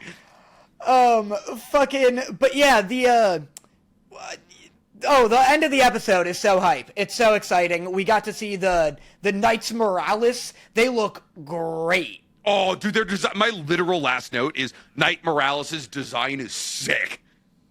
They look so good. Just the colors Yeah. pop so hard, They're considering huge winged everyone hats. else. They're big, dumbass winged hats. I like that they're just a bunch of Aizawas. Yes, yeah, they all have their like binding cloths and all of that. And that brings us to the reason they pulled up in the first place, because Coco deletes an entire embankment. Like she tries to use a rock exploding seal kind of thing to turn this rock into sand and destroys an entire embankment. She must be getting framed. I mean, I think that's not a hot take, but at the same time, everything we know about the power system is that, like, a small seal can't do a big spell. Yes. And so unless Coco unrolled a tarp that has a big fucking spell on it, how could she turn this whole riverbed into sand? That's very interesting you think she's being framed, because that's not at all where my mind went. My mind went like, oh, like because of like her influence from the tipped caps or whatever, the brimmed caps. I feel like they're all fedora and they're just writing their fucking Discord messages to you. I think that she like has mixed up in her mind a combination of the magic she's seen from Keyfree and all of the girls, and also the magic that she like saw in her magical book. Like I think maybe maybe she added too many sigils or something, or like she like made it too complex or something. Or it's like, or her ink, or like the way that like she imbues magic into, like, I feel like there might be like an imbuement of magic. Like the way that she imbues magic into her ink is like inherently powerful or forbidden ways. Yeah, I don't know. I buy your first theory where like, I like the idea that maybe she just fucked it up and she's like, I don't know, they're all circles. They all fucking look the same. Just lines and circles. How hard could it be? At least at this point, we don't know of any, like, chakra system. Like, the reason they keep how they do magic a secret is because literally anybody can do it. Yes. And, like, being better than one witch is just a matter of, like, literal artist talent. Not so much like, oh, well, he has the magic reserves, the Motta of the ancient god from centuries ago. Alex Morrison actually asked a pretty good question here. They asked, how do big circles mean stronger when Keyfree did Water Dragon with like a hand-sized circle? Right? Oh, maybe that is a chakra-like thing. Right? Like it could be. I think it's complexity. Because, like, well, what's interesting, though, is, like, in this literal episode, the water sword, he's like, oh, it's powerful. There's a bunch of little seals on it, but there's enough of them that I could split the ocean with this. And so, like, that's kind of like that's like a numerous thing. Like, but that brings us back to this idea that, oh, if the circle's small, it's not as powerful. Yeah. It could be just, it's, like, dense with seals. Like, making a small one just means you can't, like, fill it up with a lot unless you're really skilled. Be interesting if, like, speed also plays a part. I don't think it does. I don't think it does either. It doesn't, but, you know, I don't know. That is a good question. Good question, everybody. Good question. Good. Probably, listen, we're all trying to figure out what's happening in Witch Hat Atelier, and I love it every single week. But yeah, so I mean that's basically all that happens in this episode. I mean, I think there's a lot of fun. I think we're gonna get like a reveal of the Knights Moralis. There's gonna be some issues here. Obviously, she's not gonna get her memories wiped. We're gonna see either Keyfree or what is it? Olrugio? What is it? Olrugio? Olrugio, like sweep in and save them kind of thing. Which is gonna be fun. It's gonna be interesting to see what happens. But that's not until next week. Should we go back to our Super Chat corner here? Yes, sir. And it's time for Super Chat Corner. King Venom asks, how do I challenge you to a Beyblade battle, Danny? How do you challenge me to a Beyblade? Come to a con and let it rip, baby. Answered for me. Unironically, if you walked up to Danny, if you guys want Danny, well, one, we remember the majority of the people that walk up to us in cons because you're all very special and we love you. That being said, if you walked up to Danny in a con with not only a Beyblade arena, but also a Bey to rip against him, and informed him probably prior to like bring his own Beyblades, I think Danny would talk about you for years to come. Like if you guys actually want to leave a lasting impression on Danny at a con, this is me, his best friend, giving you the hacks here. Just challenge him to a Beyblade tournament. He'll love it. He'll absolutely live for it. Correct. The lone Super Crooks fan, first off, that's not true. I love Super Crooks, says, what Pokemon could you beat in a 1v1 and what Pokemon could two wolves beat? Oh, great question. In terms of a Pokemon I'm beating in a 1v1, any insect type? Ditto. He turned into you, though. I can kick my ass. If anyone's kicking my ass, it's me. You know your weaknesses, but then again, so would Ditto. I don't think Ditto has the killer instinct that I would have. I've always said if I get into a real fight, the first thing I'm doing is biting the jugular. And I don't think Ditto is going to have... Go for the balls. Does Ditto have... Ditto does have balls. Ditto does have reproductive organs on account of the fact that we use Ditto as a fuck slot. I think Ditto just is a reproductive organ. I don't think it has balls. I think it Ditto's just... all you put labia. your dick in it. Yeah, like, Ditto's just all purple labia. Yeah. It's like the same as like fucking Jello, and then the Jello has your baby. You know? Yes, 100%. What's the strongest Pokemon you could beat in a 1v1? Probably Ditto, because it's me, right? I mean, they're all magic. Yeah, but you're just saying that you could beat yourself in a fight. If I can if I have prep time, and that prep time is just getting behind an Electorb, and then I kick it, and then it self-destructs. You roll it down the hill, and it self-destructs halfway down the hill. Yeah. Oh, the eggs? I could beat the eggs. But that's not... Oh, well, of course, you can beat the already cracked egg. Good job. You can beat Exetor before it turns into anything important. I don't know. What's the strongest you could beat? Like a Pikachu if you're wearing a suit of rubber? Maybe? I mean, Ash, first off, Ash tanks so many electrical blasts. I feel as though... I feel like I could tank more electricity than a 12-year-old boy. All right. I feel like I could probably beat, like... Mankey's a kind of small. Rillaboom? No. Rillaboom's like a gorilla. Rillaboom's a gorilla with a drum set. He's a gorilla with a drum set. What is Empoleon? Before Empoleon is Empoleon, what is he? Prinplup. Prinplup. I could fuck Prinplup up. Oh, what's the cloud bird? Altaria? Altaria. I'm fucking Altaria's shit up. You can't beat any bird. They fly. What do you get? Catch it. You'll catch it. I don't even think you could beat a regular bird with intent to kill you. I could 100%. I could kill 100 birds. How tall is Ponyta? Pony size, probably? Does Ponyta's fire hurt you? No, Ash rides it. Yeah, Ash does ride a Ponyta, right? Oh, yeah. Oh, Ponyta is 2 feet and 7 inches tall. That doesn't feel right at all. I could probably beat up a Machop. That's good. Not a Machamp. A Machamp would rip you in half. Yeah, but a Machamp's like a little dinosaur boy. Quarter you with all 4 arms. Yeah. Oh, that's a good answer. Charmeleon? Charmeleon, probably. Well, he breathes fire. Dodge. Do I get like a shield? I'll give you 3 layers of clothes. Okay. I'll give you the ability to stop, drop, and roll. 3 layers of my choosing? 100%, yes, 100%. Make him as fire retardant as you want. Not wool. Wait, I'm trying to remember. I'm trying to remember what you want to wear at a fire. Starch? I don't know. This is a good question. It's a great question. What Pokemon could you beat in a 1v1? What Pokemon could beat 2 wolves is also a good question. I mean, there's a lot of them. What Pokemon could 2 wolves beat? What Pokemon? Yeah, a lot. You got to get into the legendary dogs conversation there then. What do you genuinely think is the strongest Pokemon you could beat? Genuinely think the strongest Pokemon... Is it with... Arcanine? If you get no weapon, Arcanine, brother.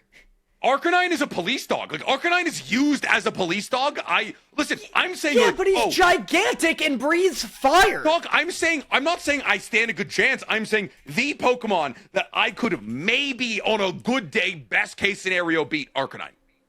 How tall do you think Arcanine is without, like, standing on 2 paws? 4 feet tall.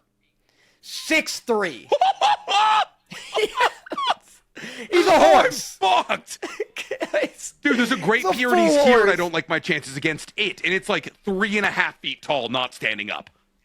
I think if it's like a fight to the death, the strongest I could probably beat is Machop. Wait. What about like the mythics? What about like the lake mythics? Like a Celebi? Yeah, what about a Celebi? I'd stomp a Celebi to death. Yeah. That's fair. Nothing. You have to beat something that's made out of flesh. You can't beat anything that's like a rock type or a steel type. Like, I could, you know what's a good answer? Sizor. He has knives for hands! He's an insect! He's an insect! So? I'm punching straight through his shit! How tall is Sizor? 5'11". You're not fighting a Sizor. I'm fighting a Sizor. Or what about, not Trapinch. What's the other one that has Dratini? I'll fucking kill a Dratini. I'd destroy a Dratini. Oh my god. Trapinch, are you talking about Pinsir? Yes, Pinsir. Pinsir's old teeth. Yeah, Pinsir's, you get around the teeth. He's not built for movement. Mark Pingris is generally listed with a height of 6'4", if you were wondering. Who's Mark Pingris? I don't know. The Pokemon Jeff Goldblum? What? Who's Mark Pingris? He's like a fucking college basketball guy. Okay. Recognized as the Pinoy Sakarugi. Are you having a stroke? Any of this clocking with you? What's happening? Pinsir's 4'11". Oh, I could beat it. That's my cap. That's my cap. I like my chances in beating a Pinsir. I'll take a Heracross. I'm not fighting a Pinsir. What? A Heracross? Wait, hold up. Am I not remembering what a hair? Oh, okay. Never mind. Heracross. Yeah. I like Heracross. I thought you were talking about what's the one with the X on its face? The X on its face. It's fucking ice or metal type. It's got 4 arms. It's got like the 4 it's like a quadruped and it's flat. I have no idea. Whatever. Anyway, yeah. I like my chances against Reggie Gigas. My favorite Pokemon is Reggie Gigas. I think that I may be the only one, cause every time there's time. I don't remember the rest of it. That was my fucking. That's exactly what I wanted from you. Really good question. The Lone Supercooks fan.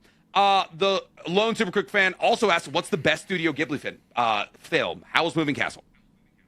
I think it's Mononoke. Yeah.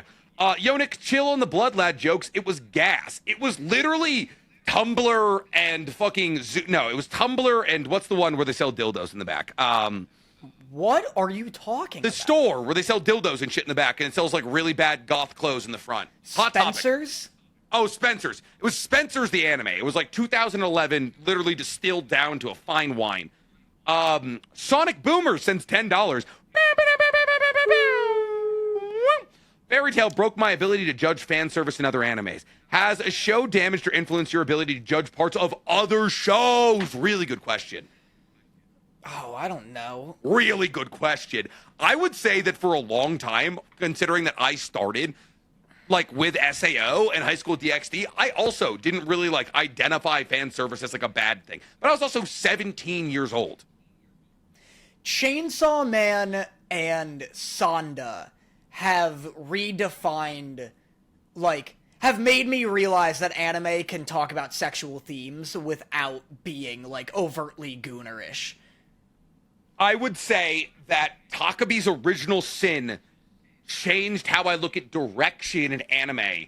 And honestly, a lot of, and throw in JJK in there and all of the other, and the early, and Danzidon and all those kinds of things. There's been a big directorial push in terms of like, we need to make actual film and not just adapt manga here. That's made it more difficult to watch kind of standard manga, like shonen adaptations, like the later seasons of MHA, but not the last seasons of MHA. Like the last season of MHA took the approach that modern day shonen is taking, but like season 7 specifically suffered from other anime surpassing it from a directorial standpoint. Really good question. Bugman asks, I made the mistake of making your face before you were hot, and the Pochita for the pod, love you guys. I believe that is in reference to your face that was created out of clay. Yeah, and now I'm hot, so I'll take that. I'll take that part of the comment. Astro sent this in before Danny corrected Nick. They are not trying to double down. I don't know what that... Oh, gotcha. Nick, I begged you to pronounce character's name correctly. It's pronounced Orogio and Keyfree. Orugio. Well, I was saying Chiefree? I have no idea. Blast Boy says, which 10 YouTubers would you... Oh, this is another great question. What 10 YouTubers would you Ben 10 transform into? So Mr. Beast is like your Alien X, right? Oh, Mr. Beast is absolute your Alien X. I mean, that's like, I need to pay for dinner. My God, I hope I get the rich one. Give me Mr. Beast. Like, it's not like I like him as a YouTuber. I just would love to be a billionaire. Super Eye Patch Wolf, because I love his voice.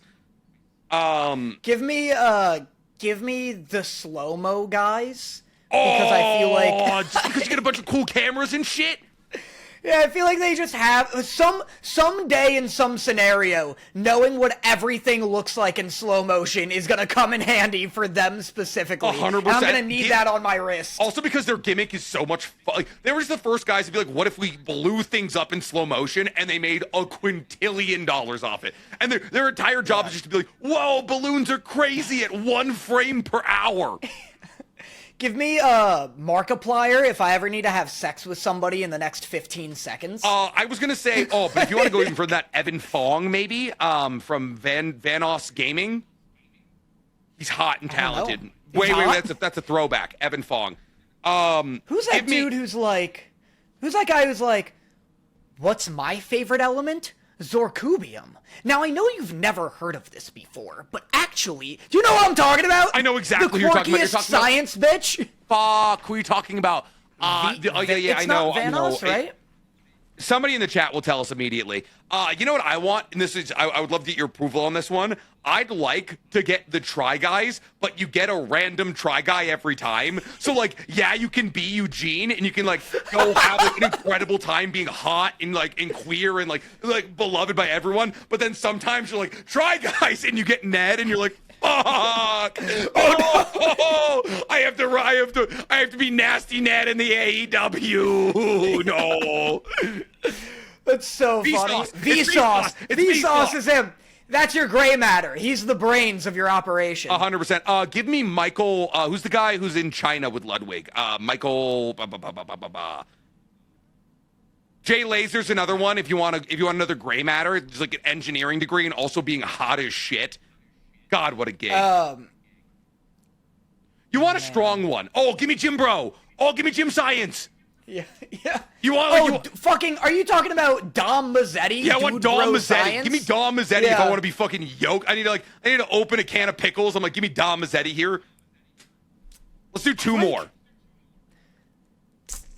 I'm trying to think of. I'm weighing between like just who I like and abilities, because I don't know if Moist Critical gives me any abilities. Moist Critical gives you nothing you don't already have. Yeah. You're short, hairy, and sassy. You're already Charlie. Are you kidding me? Michael Reeves is the name. That's the one. Give me Ryan Higa. Okay. Just for good old times. Just for the sake of it. Yeah, give just me, for the sake of it. Oh, and then Filthy Frank, final one. That's our. For a music career. Yeah. Give me Joji or whatever his name is. Yeah, his actual one here, and that's our 10.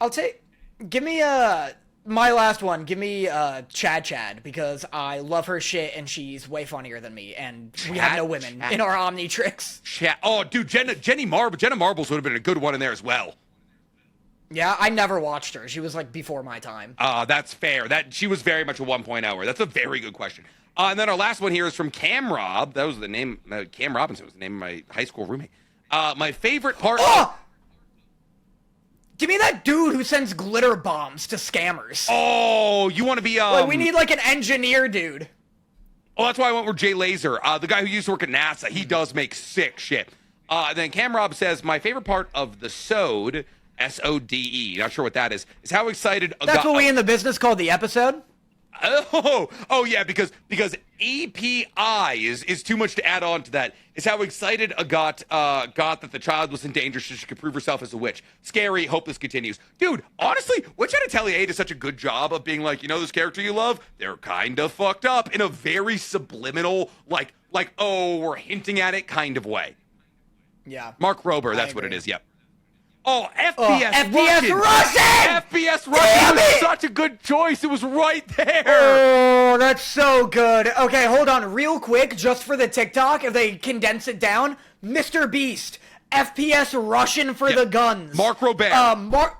Mark Robert for something. I don't know who that is. Engineering. He's the one who makes the glitter bombs.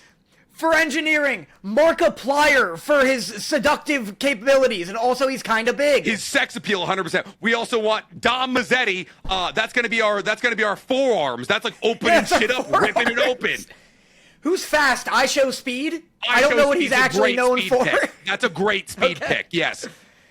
Who's a ghost? Who's something fucking... what's that guy's name? Oh, I hope he's still alive. I almost made a really morbid joke about like a very popular dead YouTuber. A corpse husband? Is he still alive and well? He's alive and well, yes. Okay, good, him. Who was the Minecraft YouTuber that everybody loved that very tragically died? Oh, fucking, what's his name? Yeah, I know what you're talking about. Yeah, I was like, that's where my mind went immediately, and I was like, no, let's have a little respect for a guy everyone loves. Yeah, and we also wanted Ryan Higa. What? Ryan Higa,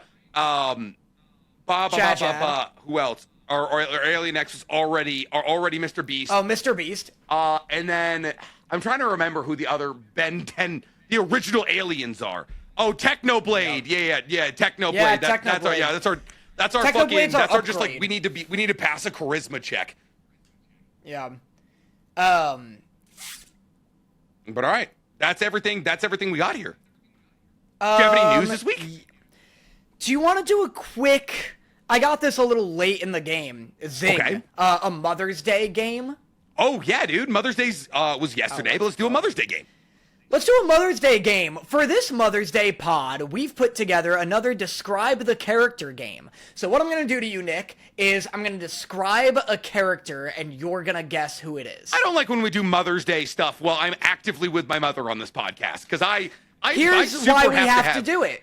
What'd you say? Here's why we have to do it today. Okay. Because Sean asked your mom and my mom to describe these different characters, and we have to see who they're talking about. I have to get dinner with my mother in like a half hour. I need you to know that. This usually is nice because like there's time and space. They're like, oh, my mom lives 4,000 miles away. I'm going to see my mother when I walk out of this door.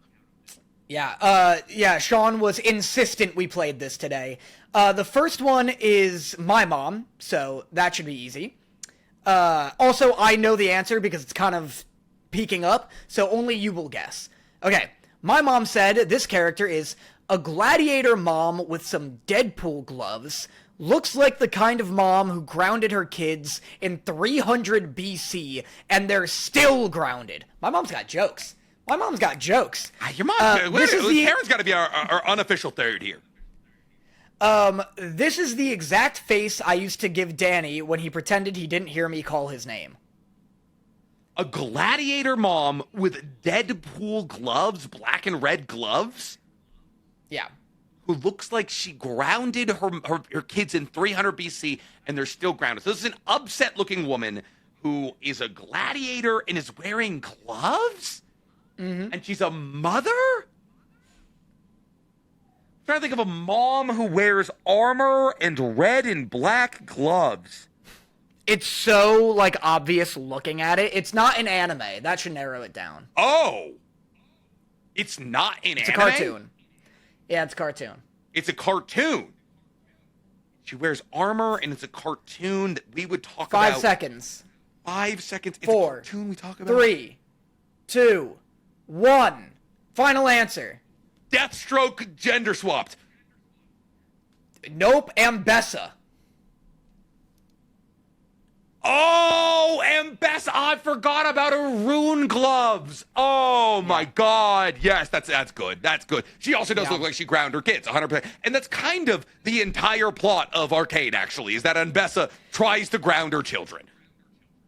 Okay, this next one. Both our moms answered this. Nick's mom.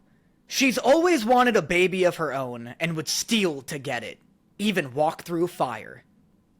Why was that beautiful? What? I'm starting to feel like that my mother, first off, mind you, who had both me and my sister so far as I can know, but maybe I am adopted. I'm starting to feel that I could be. It's just a selfie of your mom. Yeah, she'd do anything for her kids. And my mom goes, this demon mom has a tail that looks like the arm/tentacle of the octopus in Spider-Man, and a body like a linebacker. Parentheses, great ass. Let's settle down here. She has the. My mom's forgetting what game this is. She's like fucking Al Pacino in that movie, and she's got a great ass. She has the energy of someone who would walk through a burning building, a school recess fight, and a classroom just to make sure her baby gets a warm bottle. She looks like she's been fighting demons, but honestly, that's just being a mom on the daily. My mom needs to be fucking... Your mom needs to start doing creative writing. Shut up! Your mom needs to start doing creative writing is what needs to happen. Your mom's an artiste, an author. Yeah. But honestly... Yeah. That's just being a mom. She'll put that on that's on a mug. That's getting printed onto a mug tomorrow. Who do you think it is? I don't have the answer yet. There's a tail. She's a tail. She's built like a linebacker. They both said she looks like she would walk through fire to save her children. How much you want to bet it's Cell? Or is it the fucking the guy from the ant arc? The Chimera ant arc. We're talking about a tail. We're talking about like a prehensile tail. So like we're talking about like a tail with like claws almost. Yeah. It might be Cell. Cell doesn't have kids. Cell Jr.? No. Yeah! Is Cell I'm locking mother? in Cell. I think it's Cell. But Cell has a needle. Like we're talking about like I think your mom's seeing like all the claws at the end of a tail here. What do you think? 5 seconds. Oh my god, this is tough. Body like a linebacker. Is it? Who has a tail? Oh, body like a linebacker is different. And great ass, demon, burning build. They both mentioned fire. That's why I want to say Marileona, but Marileona doesn't have kids and or a tail. Or yeah. Lock something in. She would walk through. I don't know. I genuinely don't know. All right, I'll go Cell. Oh! Is it Shinra's mom? It is Shinra's mom. It is Shinra's mom. It's the Virgin Mary. It's the Virgin Mary from Fire Force. What a pull. My mom keeps giving soliloquies, and your mom gives one-sentence answers. Yeah, it sounds like the difference between your mother and mine. This next one, my mom, she looks like the mom who would show up to career day dressed like a can-can dancer or ready for a strip pull. But honestly, she looks young to be a mom. The vibe she gives is, yes, I sing, dance, and pack lunches, and my staff is 12 personalities in my head. Okay. She is a mom who would sing to you in musical sing-song even when you don't want her to. A lot of clues, a lot of helpful stuff there. You want to know what your mom said? Sure. I feel like your mother, we really need to sit your mother down and like talk to her, like set her up with Rose about like writing the story, like writing our comic here. Your mom goes, girls just want to have fun. That's helpful. So, like, obviously both of them are getting, like, party girl dynamics from this mom here. I'm just waiting for one of them to be like, my mom's is like a 2-paragraph essay about the character, and then your mom is just like, Sean, let me hang up. Yeah, please, I'm literally, it's tax season. What mom has a party girl vibe from anime? Yes, I sing, dance, and pack lunches, and my staff is 12 personalities in my head. Is it the mom? This is a weird call-out. Is it the mom from Buddy Daddies? Who's like a lounge? She's like a lounge singer? Oh, a mom who likes to have fun? God, I don't know. That lock in? Buddy Daddy's mom? I'll do Buddy Daddy's mom, yeah. I don't know. All right, it's... Hoshino. Oh my god, somebody in the comments just said the mom from Oshinoko. It is Hoshino. God damn it. She is young to be a mom. That's literally the point of the show. Yeah, that's the whole show. God, your mom's right. good at this. The mom from Yu Yu Hakusho also would have been a great answer. She's like famously a drunk. Danny's mom. This mom is literally bones, but somehow still more put together than I am on a Monday. She gives off the vibe of the Joker's mom, who says, I may be dead, but I'm still disappointed you didn't take the garbage out. If her feet are the measurement for anything, they are huge. I don't know if that applies to women, Mom, but... Yeah, it's more of a dog thing. She has no friends, so she has to play dress-up. Your mom is tough. Your mom is hard mode. But she has no friends, so she has to play dress-up? Yeah. So this is This like a woman person is- who's like getting dressed. Is this the mom? Is this Who is this- literally Bones? I think this might be the mom from Kill La Kill. I think this might be Satsuki Kiruin's mother. Okay. Locking in? Yeah, I believe this might be, she's like the one who makes all of the fabrics in Kill La Kill. No? You're so wrong. Do you want to take another crack at it? Think Carmen Sandiego.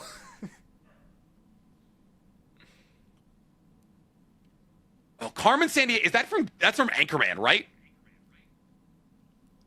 No, that's from Carmen Sandiego. What is Carmen Sandiego? What? She's an icon, first off. She's like a computer game that teaches you about where things are, specifically San Diego. Yeah, good. Yeah, okay, good. It was just San Dieganese propaganda. And she's a show. Anyway, it's the Acro Silky. Saying She's she has Bones, no I friends who guess. she plays dress up is fucked up for my mom on account of the fact that her entire plot is just her losing her children and selling her body. Danny's mom. She looks like she's tipping her cap at me. Not sure which smile is hers. That's interesting. Her own face is smiling, great teeth, and looks like she would like to be in the fetal position crying, saying, "I'm fine," in the CVS store. This is the energy Is your mom of a AI woman generating these prompts. Like, what's happening? This is the energy of a woman who has been asked, "What's for dinner?" one too many times. Oh my god, I know who it is. And then your mom goes, "Nick before hair plugs."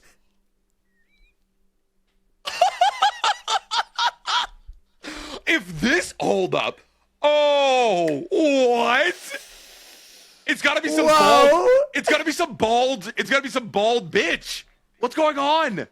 Whoa. It's gotta be. That's so funny. My mom cooked my ass. She It's gotta your be a ass, mom dude. who has like no hair, right? Like it's gotta be because like she looks like she's been asked what's for dinner too many times. She's stressed out. She's balding. What mom is balding? Tipping her cap at me, not sure which smile is hers. Her own face is smiling. That's two smiles. And bald. Who's bald? Like that's the thing. It's like it's I gotta thought it was the Titan that like eats Aaron's mom at first. Or Nagisa's mom. She also does like a really unsettling big smile. But like Nick before hair plugs, like I would say Vegeta. Let me Like, see. I was like, is it Vegeta? This one's cheating. This one's so funny. Why? This is so funny. It's a mom, technically. The chat saying, is it Kenjaku? Yeah, it is Kenjaku. You before hair plugs, bitch. And for those of you who don't see, it's literally the image of Kenjaku lifting up the cap of his head. So my mom's just And there's calling. two smiles. That's so funny. Dude, tipping the cap to the head removed, that's so funny. Danny's mom. She has no feet flying in the air and horns that look like daggers coming out of her head. She is as white as Edward in Twilight. I think I might know who this is. With a wand from Harry Potter. I don't know who this is. I wouldn't even mess with her. This mom has the vibe of someone who grounded an entire universe. She looks like she'd say, "I brought you into this world and I can absolutely take you out." Nick's mom sees no evil but is evil.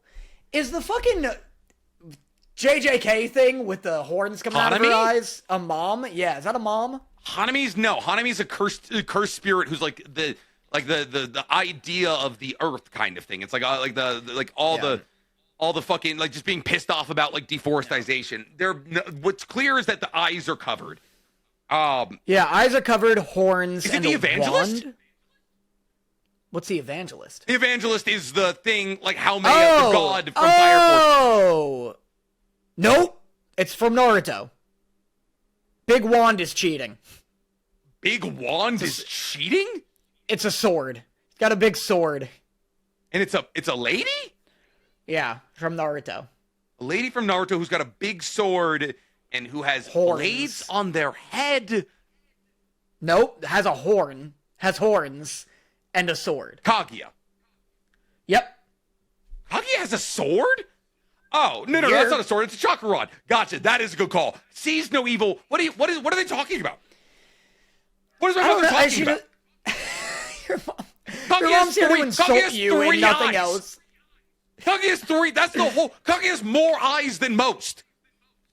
Danny's mom. She reminds me of Uncle Howdy from Wyatt 6 WWE Wrestling. That is you simply probably don't the need most anything Karen beyond comment that. ever typed out ever. Yeah, Dan, you remember Uncle Howdy from WWE 2004. And is not covering her boobs. She looks like the mom who screams your full government name from across the block, and suddenly every kid in town hightails it. This is the energy of a woman who has had enough. Nick's mom. Wears their heart outside their chest. That's gotta be the most helpful one. I don't know who it is, but who's got their fucking heart outside their chest? Outside their chest? Yeah. I wanted to say lust, but like lust, obviously, like I don't know why my brain went to lust, because the Ouroboros mark is right there, kind of thing. Where's their heart outside their chest? What would that even mean? And then your mom said, your mom's just talking about how fed up all of these mothers are. So I think you need to call your mother after this, by the way. I think this one's also, you'll literally never get this. This is such a, like, specific image of this specific character. It's from Attack on Titan. Oh? Attack on Titan, is it Ymir? It is Ymir. Oh, God, Sean, what the hell? That's so hard. That one's impossible. Yeah, you know Uncle Howdy from Wyatt 6 WWE Wrestling. Yeah, because he once painted a rib cage onto the front of his body. She could be Captain. This is my mom. Danny's mom says she could be Captain Crunch's wife or Ursula. I dressed similar to her at Colossal Con one year. She has two moods: sweet Gigi or mom. That is what they call me, gorgeous grandma. My mom's making this too much about herself. 100%. Who gives you candy, and warlord who will flip a table if you don't stop leaving the lights on. And then my mom goes, honestly, can relate, but again, Karen, you're making this too much about yourself. I really do think you need to call Karen after this episode. Nick's mom. He's like, yeah, looks like she has a son that won't fucking call her back. Nick's mom. Only the captain of the ship could love this one. I know this one easily. This is the easiest. This is the easiest one by far. What? Almeida? Alvida is the name you're looking for, but no, it's Big Mom. It is Big Mom. You're right. Baby. I think we only have two more. Cool. That one was easy. Also, her saying Warlord and Candy is also very funny. Those are very good sales. Danny's mom. Well, hello, single super mama with an outfit like Batgirl. I'm gonna stop reading. Well, that was... Why is your mom so horny for animated women? I'm so horny all the time, apparently. Gorgeous with curves in all the right places and go-go boots. I think I know who this is. She looks like the mom who works full-time, saves the world on weekends, and still remembers everyone's dentist appointments. Mama said the same goddamn thing in 5 different ways about... 100%. Meanwhile, I forgot where I put my keys, usually in the freezer, but most of the time I can relate. I thought my mom just, like, was talking to Sean at one point. Like, yeah. Just like, oh, fuck, by the way, I forgot my keys, I gotta go. Yeah, Sean just accidentally transcribing Karen, fucking going way off topic. Nick's mom. The only mom born with legs like these. I don't think Faye Valentine is a mom, now that I think about it, though. Faye Valentine isn't a mother. Also, not dressed like Catgirl, I imagine. Like, we're talking like... Batgirl. What? Batgirl. I guess it's the same kind of. But still, I'm thinking like black latex bodysuit kind of situation here. Like, what is a go-go boot? Is that a big... Faye Valentine wears go-go boots. It's like knee-high leather boots. Gotcha. Okay, so we're talking about a mom who's thick and everyone's saying Yor. No. It is Yor. But Yor doesn't wear boots. Does Yor wear boots? I think Yor wears heels. Brother, if either of us know Yor's footwear like that... It would probably be me, that's fair. But also, Yor wears a dress. She's not dressed like Batgirl. No, she's got a black, like, all belts type deal with the little needles. Let me look. I guess it could be, but like Yor's not actually It's not Yor. I was gonna say Miss Midnight, but Miss Midnight doesn't have kids. She has a cat. Same show. Think like fucking thick as hell, but also an insane thigh gap. This is actually kind of insane. From MHO's MHA is what we're saying. Yeah, Thick not as hell with a thigh gap and is a hero, but also a mother. I'm trying to think of moms. Oh, Nana Shimura. Nana, as in Nana Shimura. Yeah, it's Nana, baby. Yeah, she's the only mother superhero in the whole story. Okay, last one. Danny's mom. Sexy school teacher in the bed with a Marge Simpson hairdo. She has the vibe of a mom who bakes cookies. Nick, come on, it's the last one, buddy. This is the last one. This is what it's all about. Come on, buddy, it's my mom.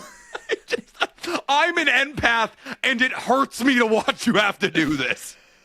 She has a vibe of a mom who bakes cookies, gives life advice, and then casually pulls out a basketball bat like, who upset my kids? Again, this is like the same description of every woman. Why do I think it's Bayonetta? She's adorable and terrifying. The perfect combo. Nick's mom. None gone bad. I need your mom to be way more descriptive and way more embarrassing. Wait, no, hold up. She might be cooking. She might be cooking something here. None gone bad? Yeah. Why do I still think it's Bayonetta? There's no way Bayonetta's on here. Listen, when your mom said Marge Simpson haircut, I thought about a big cone of hair going up. That's Bayonetta. It's not Bayonetta. It's definitely an anime. We love this anime. My mom actually cooked so hard with this. Your mom, I don't even know what she was looking at. Wait. Don't think None Gone Bad. Fucking Granny Psycho? It is Granny Psycho. Let's go! None gone bad. Where did she see none? That's what I'm saying. Your mom looked at it like, that's a nun. She saw like a little bit of white and was like, nuns wear fucking, it's a habit. Yeah. That's crazy. Well, that's our Mother's Day. Well, thanks so much for checking in for another week of Otakus Anonymous. We love you guys so much. We'll be back in person next week. We'll be at Danny's place. Hit the baby arms for him. Hit the baby arms for him. One down, Dan. Hit the baby arms for him. Happy Mother's Day to all of those celebrate. Make sure you call your mom. Technically, it was yesterday, but actually it was Sunday. So if you haven't called your mom yet for Mother's Day, that's on you. Genuinely, you're a bad child. So fucking figure it out. But we love you guys so much, and we'll see you on the next one. Bye, guys. Mwah. Bye.